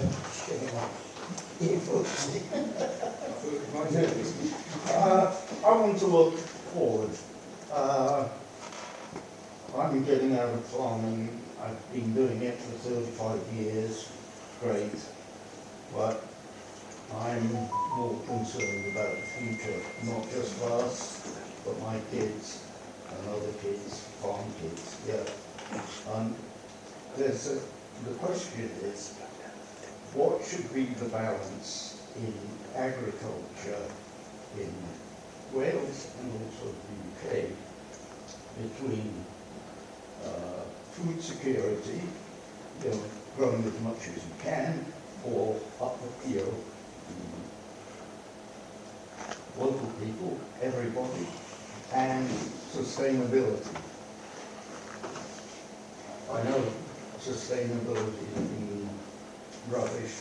I felt a bit by people, yes, it wasn't done very well, but look what's happening. Climate change is happening. I'm a farmer. I couldn't get anything in the ground until the beginning of May. I'm only just doing hay. I've been there, but I've got these, so I can't do that. So I think there's got to be a balance between, and farming. People have said nice things about farming, and there are a lot of good things. But let's face it, there's some nasty, bad things that need to be addressed. And I think it's important that farmers address, look at those problems. Yes, we are the people who look after the land, but some of the stuff that goes on is not good. You look at the pollution in the water. Could I ask Catherine to answer your question for you, please, first? Catherine, would you like to respond? Thank you. So, thank you for the question. I like the idea of looking forward. Just to look back briefly, we were in the 1990s, I worked at Sustaining United for Better Food and Farming, and we were about, because we did a project on this, 70% self-sufficient in our food production here. And now that's dropped to 60%. We're not eating enough of our own UK produced food. We're either exporting it or or we're manufacturing food, we're importing food, and it's just such a shame. And I think we need a government that is going to buy more, encourage our public services to buy more UK produced food, and that's certainly something that Labour is going to do. But in terms of the balance between food production and sustainability, it's really difficult, and I think it's what everybody's been grappling with, isn't it, over the sustainable farming scheme, because we want to, and the NFU has an excellent target, which is net zero agriculture by 2041, I think, which I was really encouraged to see. So how there is a balancing act that we are going to have to achieve to get there. And I don't know all the answers, I'm sorry, but I think, yeah, we are going to have to move in that way, and we are going to have to find that balance between food production and environmental production. And ideally what we want is farmers are paid a proper price for the environmental benefit that they provide to society, and that's what we need. Thank you. June, would you like to respond, please? Yeah, I mean, there's lots of different issues here. I'll sort of tackle the, sort of access to young farmers and, sort of what the legacy would be of maybe larger farms being split up. And I think that the sustainable farming scheme has been overemphasising scale. And actually, if you were to have more sort of broken down units of 1 to 3 hectares that look at regenerative food and farming, when farms get sold or when tenancies come up, maybe more county farms that are actually best practice regenerative farming, we could really do a lot to redress that balance. I think the other issue is that a lot of land is being sold to large businesses outside, and we need to find a way of stopping that so the legacy remains local. And that's probably the biggest issue for me, because we've seen... Thank you, June. Can we move on to William, please? Thank you. Thank you, Chair, and thank you, sir, for the question. I think a key thing is that we need to move away from this sort of the idea that it's a binary choice. It's either environment or food production, because over the decades, over the centuries, farmers have been fairly expert and developed ways of doing both, and doing them both to a good standard. And I think we need to incentivise that, and that's where I don't think either of the unions has suggested we entirely bin the sustainable farming scheme, but that we revisit it and make it more serviceable, more achievable and more realistic and appropriately rewarded, because capital works have become really very, very expensive, and sometimes you can achieve far more by having a programme of hedgerow restoration and the Hedges and Edges initiative that has been talked about over the last few years than by inappropriate tree planting on good productive land. And I think we need to make sure that Thank you, the William. scheme is appropriately rewarded to make it realistic. Can we move on to David, please? Well, thank you, sir. You began by saying you're looking ahead, and I got the impression you might be looking to retire, perhaps hand that farm on. I think that anyone who wants to hand their farm on to their sons or daughters should be able to benefit from the agricultural inheritance tax relief. That is important, because if that doesn't happen, then we're going to see farms being bought up by big corporations. The second thing, and it's something we all agreed on here, I think, that we need to become more self-sufficient in food and to be importing less from abroad. And therefore, of course, if we've got prime land that's good for grazing or growing crops, we need to use it. We need to make the best possible use of it. And that means we shouldn't be just asking farmers to take 20% out of agricultural production, whether it's for trees or other kind of rewilding schemes. We should be changing the planning legislation. June was right, because at the same time we shouldn't have large corporations coming in, and it's a particular issue in parts of West Wales, buying up farms in order to grow trees so that they get some sort of carbon credits to demonstrate their green credentials to international Thank corporations. you, David. And finally, there's 850,000 tonnes of trees being chopped down by the Welsh Government on their own land. Let them stay and let them leave them alone. Would you like to comment, please? Well, yeah, I think tens of millions pounds have been lost to farm incomes because of the climate crisis. I think somebody mentioned today in the Senate that there was, in 2018 there was £175 million were lost. So it's an issue that is happening now. So one of the things that I think we need, I agree with much of what has been said about the need for a balanced approach. And I think we need to look at things like a new entrance scheme, things like council farms to try and get new tenants onto the into the sector. And I went to an interesting discussion about precision farming in Parliamentary conference, which was, you know, the way that they were trying to expand their yield, but doing it in a sort of a way that didn't damage their farm, basically. And so I think that's one of the things that I would like to see the Welsh Government and Senate members to consider. Owen, would you like to comment, please? Yeah, everyone's made some really good points, and what I agree with about keeping things local, the food and everything like that. And when you say about the future, global warming is going to be the future. So I have written something here I'd just like to say, which is farms have been affected due to floods and global warming. So one of the first things we do is prevent global warming. The fastest way to do that is to stop funding and selling weapons and bombs, which cause a large amount of carbon dioxide. We also need to start small in our communities, keeping local, as I said earlier, get local businesses and farms to work together, help each other out. I also think more support and resources need to come from government support this. Thank you. Ian?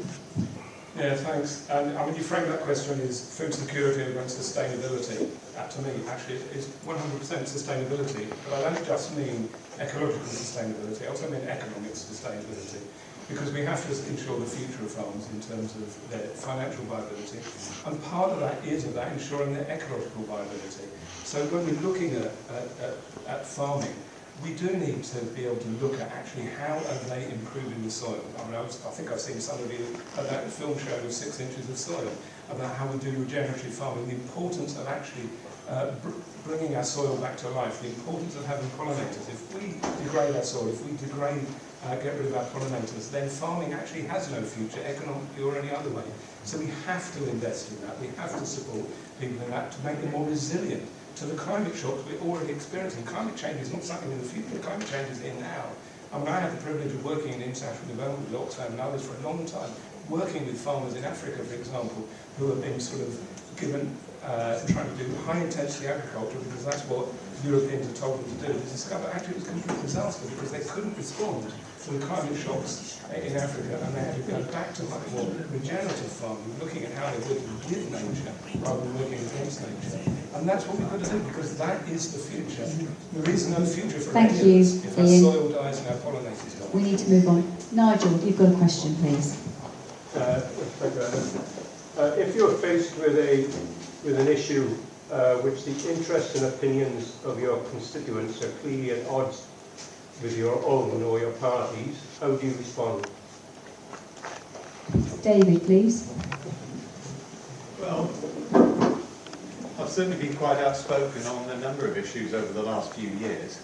I was the first person to call out the trans ideology in about 2017, to the point that my own party described me in words that I cannot use in front of ladies, frankly. I didn't care at all. I was the first person to point out that Monmouthshire County Council were planning a consultation exercise on putting 5 travel sites across the county at the start of the summer period last year. I put a leaflet out and I ended up being reported to the police for committing a hate crime by a charity that was receiving £5 million from the Welsh Labour government.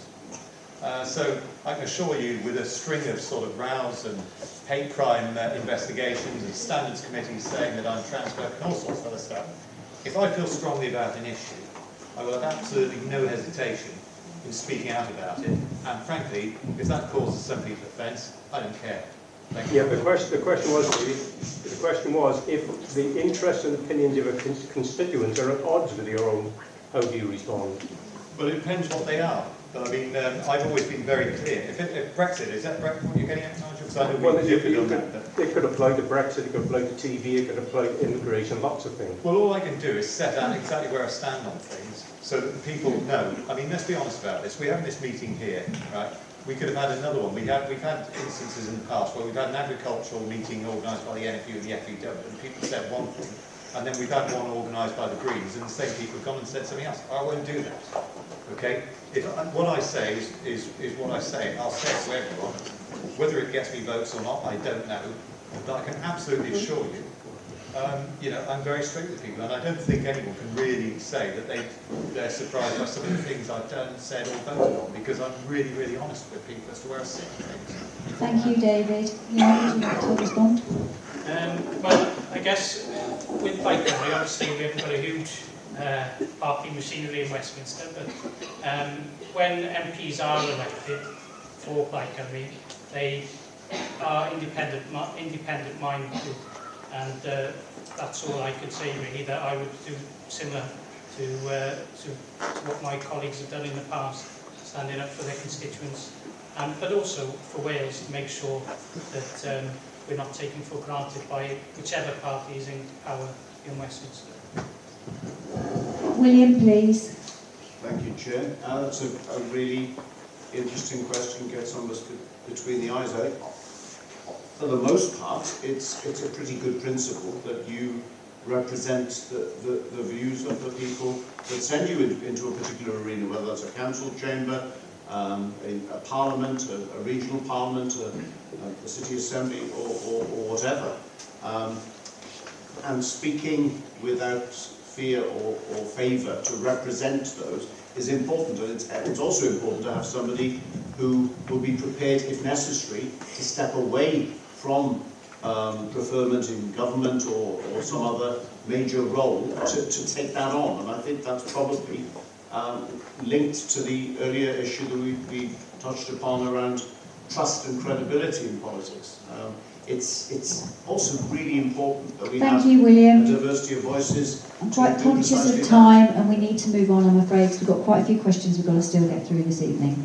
Right, Owen, would you like to comment, please? Yeah, so as independent, I just really want to listen to people. I really want to do research and get everyone who's involved, who's affected with the matter. So I want to listen to the majority, but at the same time, my campaign is all about the vulnerable people. So anyone who's vulnerable in the situation that we deal with, I want to make sure they're not going to be harmed. And it's not. So I'm not going to go from my own personal views. If I've got a really serious viewpoint on it, I will address it. I'm concerned about anyone being harmed, but I will actually, what I want to go for is the majority of what people want in my constituency. That's what I'm going for. Thank you, Owen. Ian, would you like to comment? Yeah, thanks. I mean, I think there's a number of aspects to this, and clearly, from a Green Party point of view, we have very clear values that we would stick to, but as individuals, we're not whipped. So it's not like the other parties where there is a clear whip where the head office says, this is how you're going to vote. We don't have that because we trust our representatives at whatever level of government they're at, is to be able to make the conclusions on the basis of the evidence and the argument and what the constituents are saying, as well as the strong values that run through us. So I think there is that. There's a difference also between casework, perhaps, and how you might vote in Parliament. I mean, clearly, if you do casework, as an elected representative, I do casework for people and try and support them, whatever the issue is about that, and I will always do that. When it comes to representing them in Parliament, I'm not going to vote for something that I don't believe in, but I will listen to what people have got to say, and what I won't do is I won't demonise one section and dismiss one section of the population and say they're not worthy of my support or my voice. I will still speak up for everybody, even if at the end of the day I vote in one particular way according to my values and beliefs, because we have to bring people together. We have to represent everybody. We need to move on now. June, would you like to comment, please? Like the Green Party, we have a set policy where any representative in Westminster will not be whipped to vote in favour of the party policy. That's cast in stone, and that comes from, I think, when you take the parliamentary oath, your first oath is for the security of the nation, which is sacrosanct, and the second is to represent your constituents. That is it. So our policy is that the community and your constituency is what you are standing up for, not for the party. Thank you, June. Catherine, please. Yeah, I would, I think the number one answer to this is I would absolutely listen to my constituents and not be dismissive of what some people thought and other people thought, and I would certainly not be divisive and use what some people thought against another group of people. That's not my style. I'm really empathetic and I really respect people's views, and I can disagree with people, but I would do it respectfully. But yeah, I will. I think it's very difficult because not all constituents are going to, not everybody in Monmouthshire thinks exactly the same thing. So I think it's very difficult, and I know I really respect Owen, and we work together and I've worked with him on his project. But it's very difficult to say I will listen to all constituents and I'll do what the majority think, because often you don't hear the majority. You might just Thank you, hear the Catherine. I'm afraid I'm going to have to stop you there. The answers now on panel are going to have to be like 30 seconds because we've got quite a few more questions. Lyndon, please. If you don't mind, you said no comments, but I will make a comment first before my question. The first question was mostly based around PPE, but I've got to say that all of you answered that with the benefit of hindsight, and whichever government had been in charge at the time when COVID struck would have been successful or a mess. Whatever you did, some of it would have been successful and some would have been completely wrong. If it ever happens again, which it probably will, then it's got to be got right, isn't it? You said about PPE, a lot of you. France in 2008 got rid of all their PPE, and they then went down the lines of vaccination with a very unproven, dodgy vaccine. And if you look at the death list of France, it's disgraceful compared to our country. And I'll just give you an anecdote.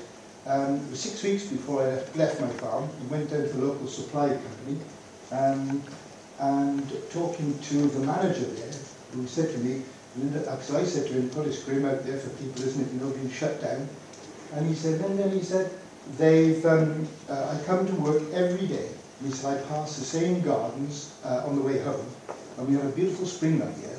And he said, there's 8, 10, 12 people in every garden barbecuing. They've had 50 bank holidays.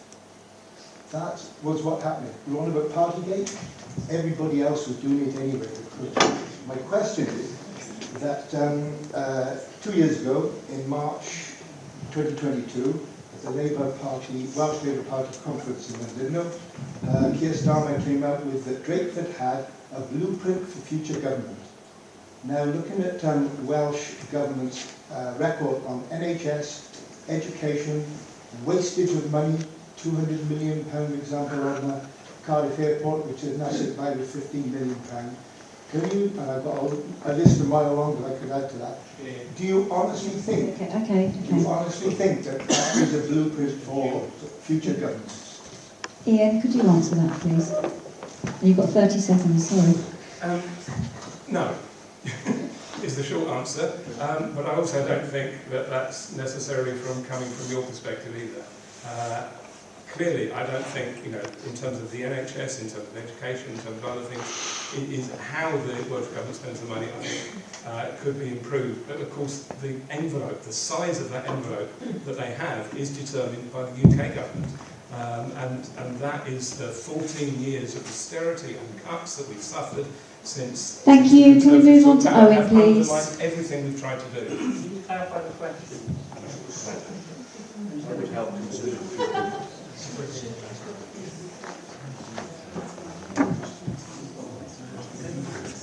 I just think there needs to be more funding in the right place to help the most vulnerable. Catherine, could you comment, please? I think there are some excellent things that should be a blueprint, like we've given 16-year-olds the right to vote in Wales, and I'm really pleased that's our future. What's wrong with votes? 16-year-olds. You give my 10-year-old grandson enough seats, he'll vote for you. The main issue is we've got £700 million less in our budget than when it was set in 2021 due to the high cost of Liz Truss's mini-budget and crashing the economy. And that means we don't have the funding we need, and with two governments working together in partnership, we will William, can we move on to you, please? Thank you. I really don't think I can respond to the question because it got lost in that 7, 8, 9 minute diatribe. I thought we were under some time pressure, Chair. I'm a little surprised that you allowed that partisan contribution in the way that you did. Apologies. Opposition. Ewan, would you like to comment on that? Well, I think with the COVID, that's why we need a COVID inquiry for Wales, not just for the whole of the UK, because obviously decisions were made here. You said about the hindsight issue, but I mean, we need to get things right for future pandemics, and I don't see how we could not, if we don't have a proper evaluation of what we did, what the Welsh Government did, then we won't be able to correct those mistakes. Who knows whether it's going to be a blueprint? Hopefully not. But Thank what you. I would Can say we is move on that to we June, need Plaid please? Cymru to keep them in check. The quick answer is no, it shouldn't be a blueprint. And what we need to do is improve the quality of debate and democracy by having more citizens' assemblies or a formal citizens' assembly to actually, you know, not just lobby, have a proper say in how things are run. David, please.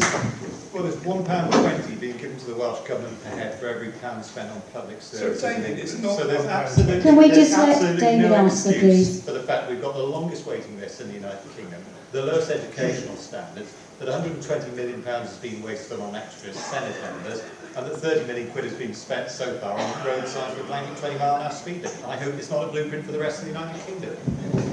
Thank you. I think as Secretary of State for Wales, David should know that it's £1. Ian, could I just stop you there, please? You've had your comment. We need to move on to the next question, please. Brian? Yes. Right, this is for Catherine, this is. We're agricultural funding, because I come in as a farmer, so agricultural funding at the moment is about 313 million, 22 million, something like that, right, with everything. If you looked at the inflationary values, it should really be about 448 million.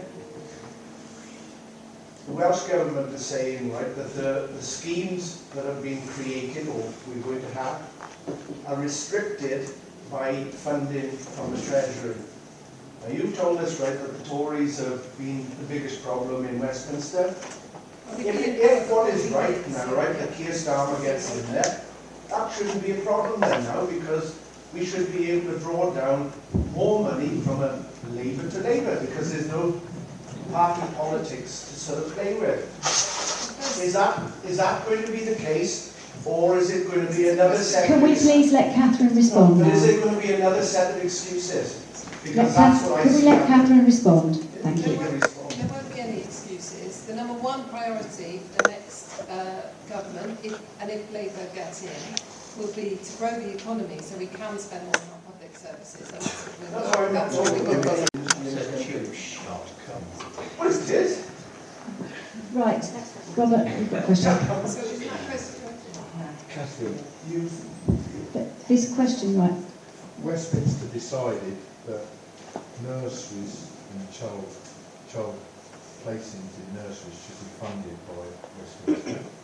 So what happened to the funding that came from Westminster to Cardiff to fund nursery places?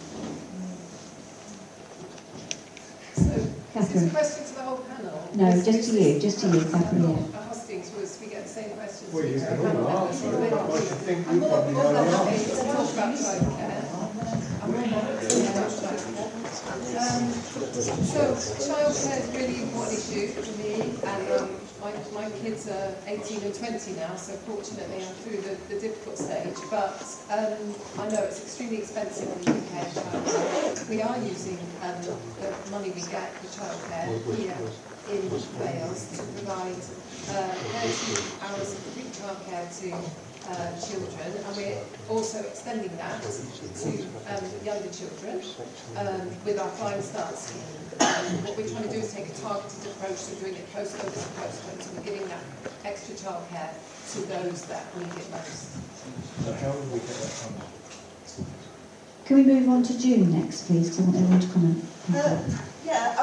Both of those points really. What strikes me is there's very limited transparency from within government, Whitehall, to the opposition and other governments. So actually you've got potentially limited information and limited capacity to actually question everything. So that is a big problem that needs to be overcome. David, please. Well, the Parliament formula does guarantee £1.20 to Wales for every pound spent in England per head.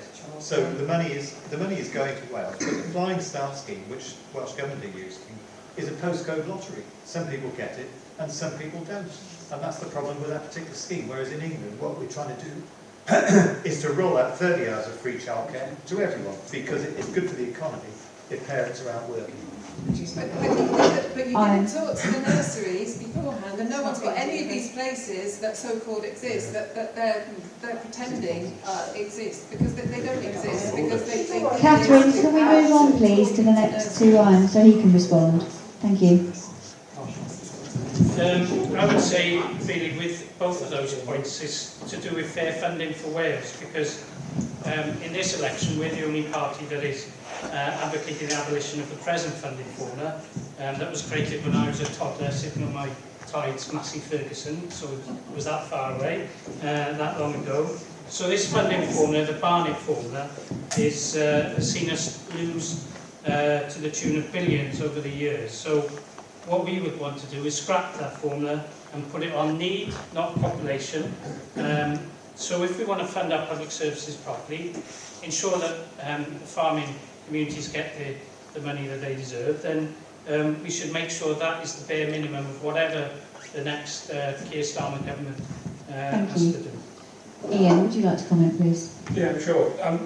So the Barnett form is not hypothecated, so that the UK government does not give Welsh government things for specific things. It's the total amount of money that the UK government spends on England on services that are devolved, and then Wales gets, for every pound spent in England, Wales gets £1.05, not £1.20 for that. Scotland gets more, Northern Ireland gets more, Wales only gets £1.05, but it's not linked to anything. So then Welsh government makes choices. Some of them are good, some of them are not good.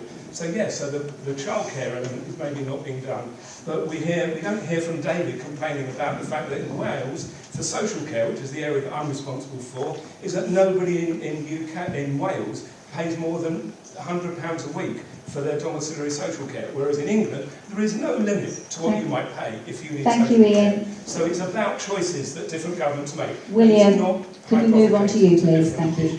Thank you, Chair. Very much welcome Ryan's question about funding, and particularly the point he makes that there won't be any room for excuses because potentially, if we, I'm not a betting person, but it looks as though we may have the same complexion government, possibly somewhat more stable on the other side of the border than currently is the case in Cardiff Bay.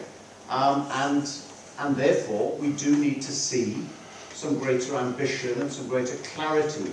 And I think there's real danger in the timidity that we see from Keir Starmer and Rachel Reeves and other members of the team in boxing themselves in, and apart from a couple of obligations on funding around going after independent school fees on VAT and various other matters. Thank you, William. I'm going to have to stop you we there. haven't seen a great deal of clarity. We need more. I need to move on. Rob Hoggins, you've got a question. I do, thank you. Evening, all. Catherine, would you please know this is for everyone. There's three things we need as a human race. That is shelter, water and fuel, which is food. Okay, I listened to you all. In your manifestos, you talk about the housing crisis, which has been brought on by governments, successive governments, not just the current one. The water company is going bust as we speak. None of you seem to worry about the food. You seem to think that food comes from a supermarket. And you all sit up there and say, oh no, I don't, farmers are important, this and that. But you are, by pushing the green agenda in both Wales and in Westminster, with payments for the planting in England, with what we saw from the SFS from Welsh Labour, which has conveniently been pulled and pushed back another year while we run for this election,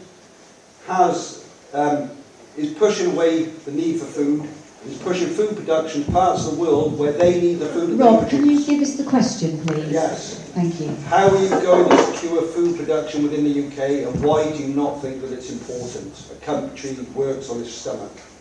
William, please. Thank you, Chair. Rob's absolutely correct. Food is essential, pretty obvious, although we can't state it often enough. It should be recognised as a public good, which it obviously is, and we need to have ambitious targets, and that needs to be built into the revised scheme. That I'm hopeful, and I'm sure most people in this room who contribute to the consultation, that Hugh Davis, who's well placed to pull this together, will be a listening minister working with colleagues across the border. We need to get serious. Thank you, William, for that. Owen, would you like to answer that question? I agree that food is important, and I think we always talk about funding and how we've got a lack of funding, and I think obviously putting more funding into things is how we can move forward and help to get things better. So I just say we need to really think about this. There's loads of money out there, tax the super rich, and yeah, there you are. That's a good start anyway. Catherine, please. Absolutely. Food is so important. I mean, none of us would be sat here today without it. And I will fight tooth and nail with for the producers in Monmouthshire to make sure we can produce as much food as possible here, and to make sure that Hughie Davis does listen and make sure that the sustainable farming scheme is one that works for you. Thank you, David. We're not going to solve the issue of climate change by destocking all of our farms, so we need to be very careful to listen to farmers like yourself on that particular issue and make sure we get the balance right, and that is going to be making sure we have as much of our own food as possible grown locally. Ian, please. Yeah, I don't recognise what you said actually. I think everybody in this panel has recognised the importance of food. We may have different perspectives on how to support it, but we all know food is hugely important, and I'll repeat what I said before. I think it's not just about food today, it's about food tomorrow, and we have to have a sustainable agricultural system that actually preserves the soil, preserves the pollinators, keeps us clean water, and actually makes it both ecologically and economically sustainable for the future. Otherwise, we're going to go down this one. Thank you. June, please. I agree with a lot of what Ian said. I also reiterate my call for a national food security plan which looks at quality and production, looking at the risks of avian flu and that kind of thing as well. And that's also very much linked to climate resilience. They're all one part and parcel of the same problem, which deserve priority solution with a national food security plan. Thank you, Johan. Well, obviously, farming is devolved and food. So I think one of the things as your MP, what I want to do is obviously make sure that Welsh Government and Senedd members were, aware of the strength of feeling that you have, and make sure that when it comes to the sustainable farming scheme, that food security and other issues about that you've highlighted were kept within that scheme, to make sure that we tackle the climate crisis, but at the same time make sure that we can have Welsh food on people's tables. Thank you. Gentleman at the back, question. Thank you for waiting. Thank you for describing me as a gentleman. So I'm, Catherine, we need to know that I don't live in Monmouthshire. Some of you know me. I'm a farmer at Newport, and former councillor for a party that no longer needs to have his name spoken. And you guess what that is. Just a couple of observations, really. All agricultural policies are political. Many of us feel that the policies in Wales are derived from people who live in Llandaff and Pontcanna and have little knowledge of what goes on in the countryside. The second point that needs to be thought through is that 20% of the population of the UK have less than £200 in savings. So those people can't afford to eat expensive food. Within the UK, we won't be able to produce food. Can I just ask if you could give us the question, please? Thank you. We can't afford to produce food at world prices, so it will depend on public subsidy, for which we have to get the support of the politicians. Now, the issue with that lies in the fact that it will be difficult for many of us in here to change our systems to accommodate that. I'm still not getting the question. I need you to give... The question is, which I'm coming to, which is about why that's important, is because how on earth does the Labour Party think it's going to achieve net zero in 6 years' time. There's not enough steel in the country, there's not enough concrete, not enough people to build windmills, etc., etc. That policy will Have you ruin- got a particular candidate you want to Well, ask I this to? think anybody can answer it, but I'm starting with Catherine, because Okay. it's likely that there will be a Labour government who's pledged to move to net zero in 6 years' time, which is an impossible target, which they will then find they have to roll back from, because it's just not going to work. Catherine, Another question. Yeah, we are going for net zero electricity, not net zero on everything. We're just going to try and get net zero electricity by 2030. That's my answer. Owen, please. It's worth doing. It'll keep energy bills down for good. It's well worth doing. Just important to say I'm independent, so it's not a difficult thing for me, and I'm having a discussion with. Could I just one little question, just to follow that issue with Catherine, the difficulty with. Can I just stop you there, please, because I need William to respond to your first question. But he might, Okay. he might need to respond to what I'm going to say additional to Catherine. Can you? So let me just say to William now, William must. All the green agenda is subsidised by people's electricity bills. No, can I just stop you there? William, could you just answer his first question, please? Thank you, Chair. I don't believe that the aspiration for 2030 is going to be achievable with the policy platform that's been offered very, very cautiously at this election. I think we need to have a reappraisal of that. Probably that would involve a more realistic assessment in the middle of the decade, but it also needs a much clearer policy platform, which we're not hearing at the moment from the government that you think is in waiting. Thank you, William. David, could you respond, please? Well, if we shut down the oil and gas industry, which is what Labour is suggesting, shut down the licence, that's not going to bring the bills down. That's not going to bring. If we stop oil and gas exploration in the North Sea, it's not going to bring the prices down. It's going to push them up, and it's not going to make any difference. We don't buy oil and gas from Putin, but we do buy a lot of LNG from Qatar and America, and it is a lot more expensive than our own gas, which goes straight into the grid. So it is going to push bills up. This policy. June, would you like to respond, please? The quick answer is that we will support the Climate and Nature Bill that's already in its early stages of being pushed through Parliament, which is looking at science and evidence-based just transitions to get to it by 2030. However, it is a huge challenge, and everybody will agree you can't answer or even debate it within 30 seconds. Ian, would you like to respond? Yeah, sure. I mean, as others said, if decarbonising our electricity production, renewable energy, solar, wind, tidal, all of those things are going to give us more energy security and bring down bills. But that's not enough. And that's why I'm a little bit disappointed. I think I wished the Labour government were committed to net zero by 2030. We need to be thinking about insulating homes. We need to be doing so much more else to reduce our carbon emissions in so much other ways. But also we just need to look at sustainability in a whole range of things. And I hope people haven't got the impression that I'm in favour of the SFS.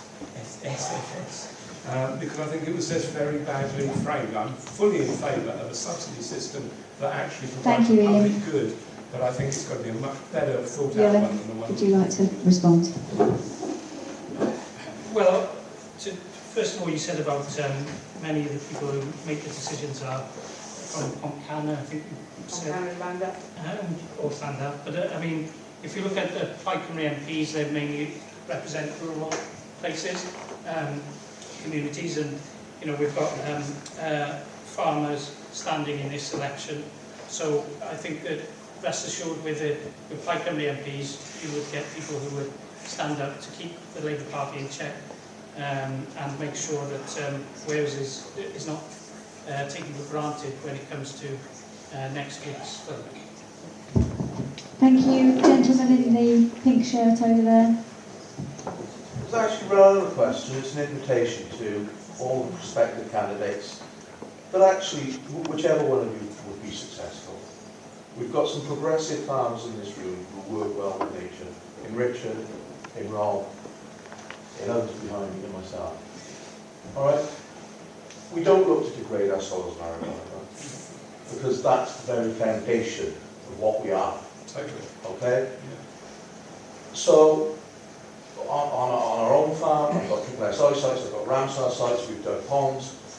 But I also, from 2.5 labour units, feed the red meat needs of my annual production of 1.63 million people, of 2.5 labour units.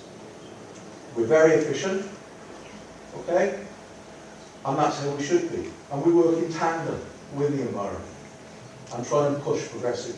So it's an invitation, and I would like a pledge from you, whoever is the successful candidate, put your boots on the ground and come see us, your constituents, spend time with us in those businesses and listen to us and take that informed view, not from necessarily myself or others, but I am giving you the invitation. So will you pledge to doing that if you're successful? Owen first, please. Yes. Just let me, my kid.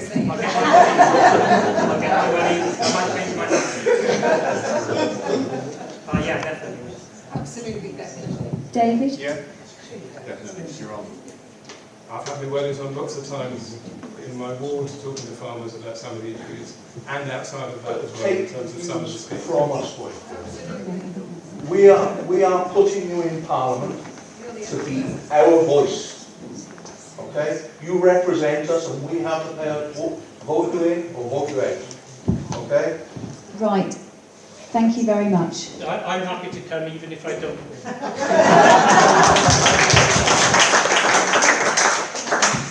I'd like to thank all the candidates for coming this evening, and I'd like to thank the floor for all their questions. Now, we've got 30 seconds for each of you to sum up now.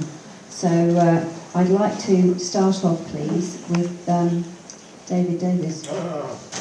Let's start with last time.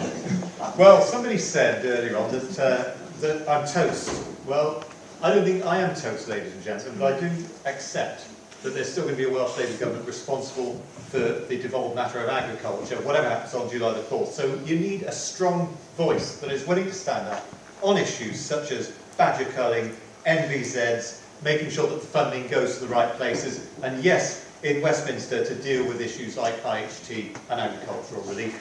And I offer myself humbly as that person, and look forward to seeing you all hopefully in the future.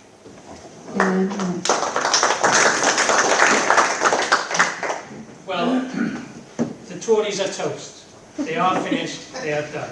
But we can influence the change ahead of us. Keeping the Labour government in check, not giving them a free pass. To take Welsh votes for granted and then cast Welsh interests aside. I'm proud to stand on a platform which offers a positive vision for our country, which offers a real alternative to the increasingly joined-up thinking of two main UK parties, and a platform which gives people the opportunity to vote for fairness, for ambition and for wit. Thank you. William, please. Thank you, Chair, and I'll be putting my red backs on Monday to take up Mrs Travers' offer earlier, and if elected, and the bookies might be wrong, then I will accept you as my tour organiser if I'm successful. It's absolutely vital that we restore trust in politics over the coming period. We've got a huge job of work. It's a dangerous, dangerous world out there. We've not touched on issues around defence this evening, but defence via food security 30 seconds is absolutely something. Owen, please. If you are thinking of voting Labour or Conservatives, remember that both their leaders have allowed the wars in Palestine to carry on, only showing support with Israel, even though Israel has imprisoned the Palestinians for years. I will call for a ceasefire right away. Keir Starmer says he will look at reviews for licences on selling British arms. I'm sorry, there isn't time. Just say we need to stop. You're a politician now, not a lawyer, so put a stop to it. If you vote for me, I'll call this for a ceasefire. I'll continue to support the most vulnerable on a local basis and on a global one as well, because they all link together. I'll push to put money into health and social care, put into services to support the most vulnerable. Thank you, Owen. Ian's next. You better sit down, Catherine. It's not your turn. I'm here As I said at the introduction, I think it's an issue, one of the issues is about integrity, and I think you want to have someone that actually is consistent with what they say over the years, and that can be trusted to act in the best interest of constituents, but of the country and of our future generations. I think it's clear that, as we said, that there's the tour is a toast, but we've also got maybe Marmite coming our way as well to go on that toast.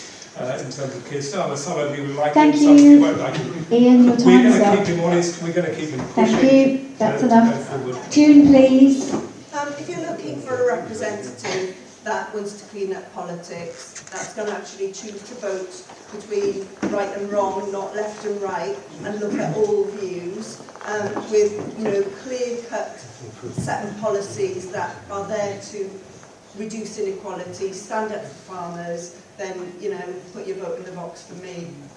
Independent-minded, and I won't be tied to a political party on any major issue that might be contrary to the constituents. Thank you, June. Catherine, please. Well, my appeal to you is we've had 14 years of Conservative government, and I think it's time for change. We need to call time on the disastrous botched Brexit deal and trade deals and look to the future, as this gentleman said. So I would ask you all to think about the fact that I've grown up on a farm. I'm not an expert farmer now by any means. I was very young on the farm, and I would love to come and see your farm and other people's farms. Farming is integral to Monmouthshire. It's 80% of the land here, and I know you need someone who will stand up for you. Thank you, Catherine. So I'm just Time's asking you up. to vote for hope and vote for change. Thank you. Right, I'd like to thank all the candidates for coming this evening. I would like to thank the fact we've done this with the FUW, the NFU and the Young Farmers. I think it's an incredibly worthwhile event. Obviously, we've all got to go home now and have a think about what we've heard this evening, with how we place our votes. I'd like to thank you all for coming. It's really important. We had a good floor and we've had some excellent questions. And I hope you enjoy the rest of the weather. It looks like the forecast is going to be nice for a change, so we can all get back into the farming and get the work done and carry on producing the brilliant food that we do. So safe journey home, everybody, and thank you very much.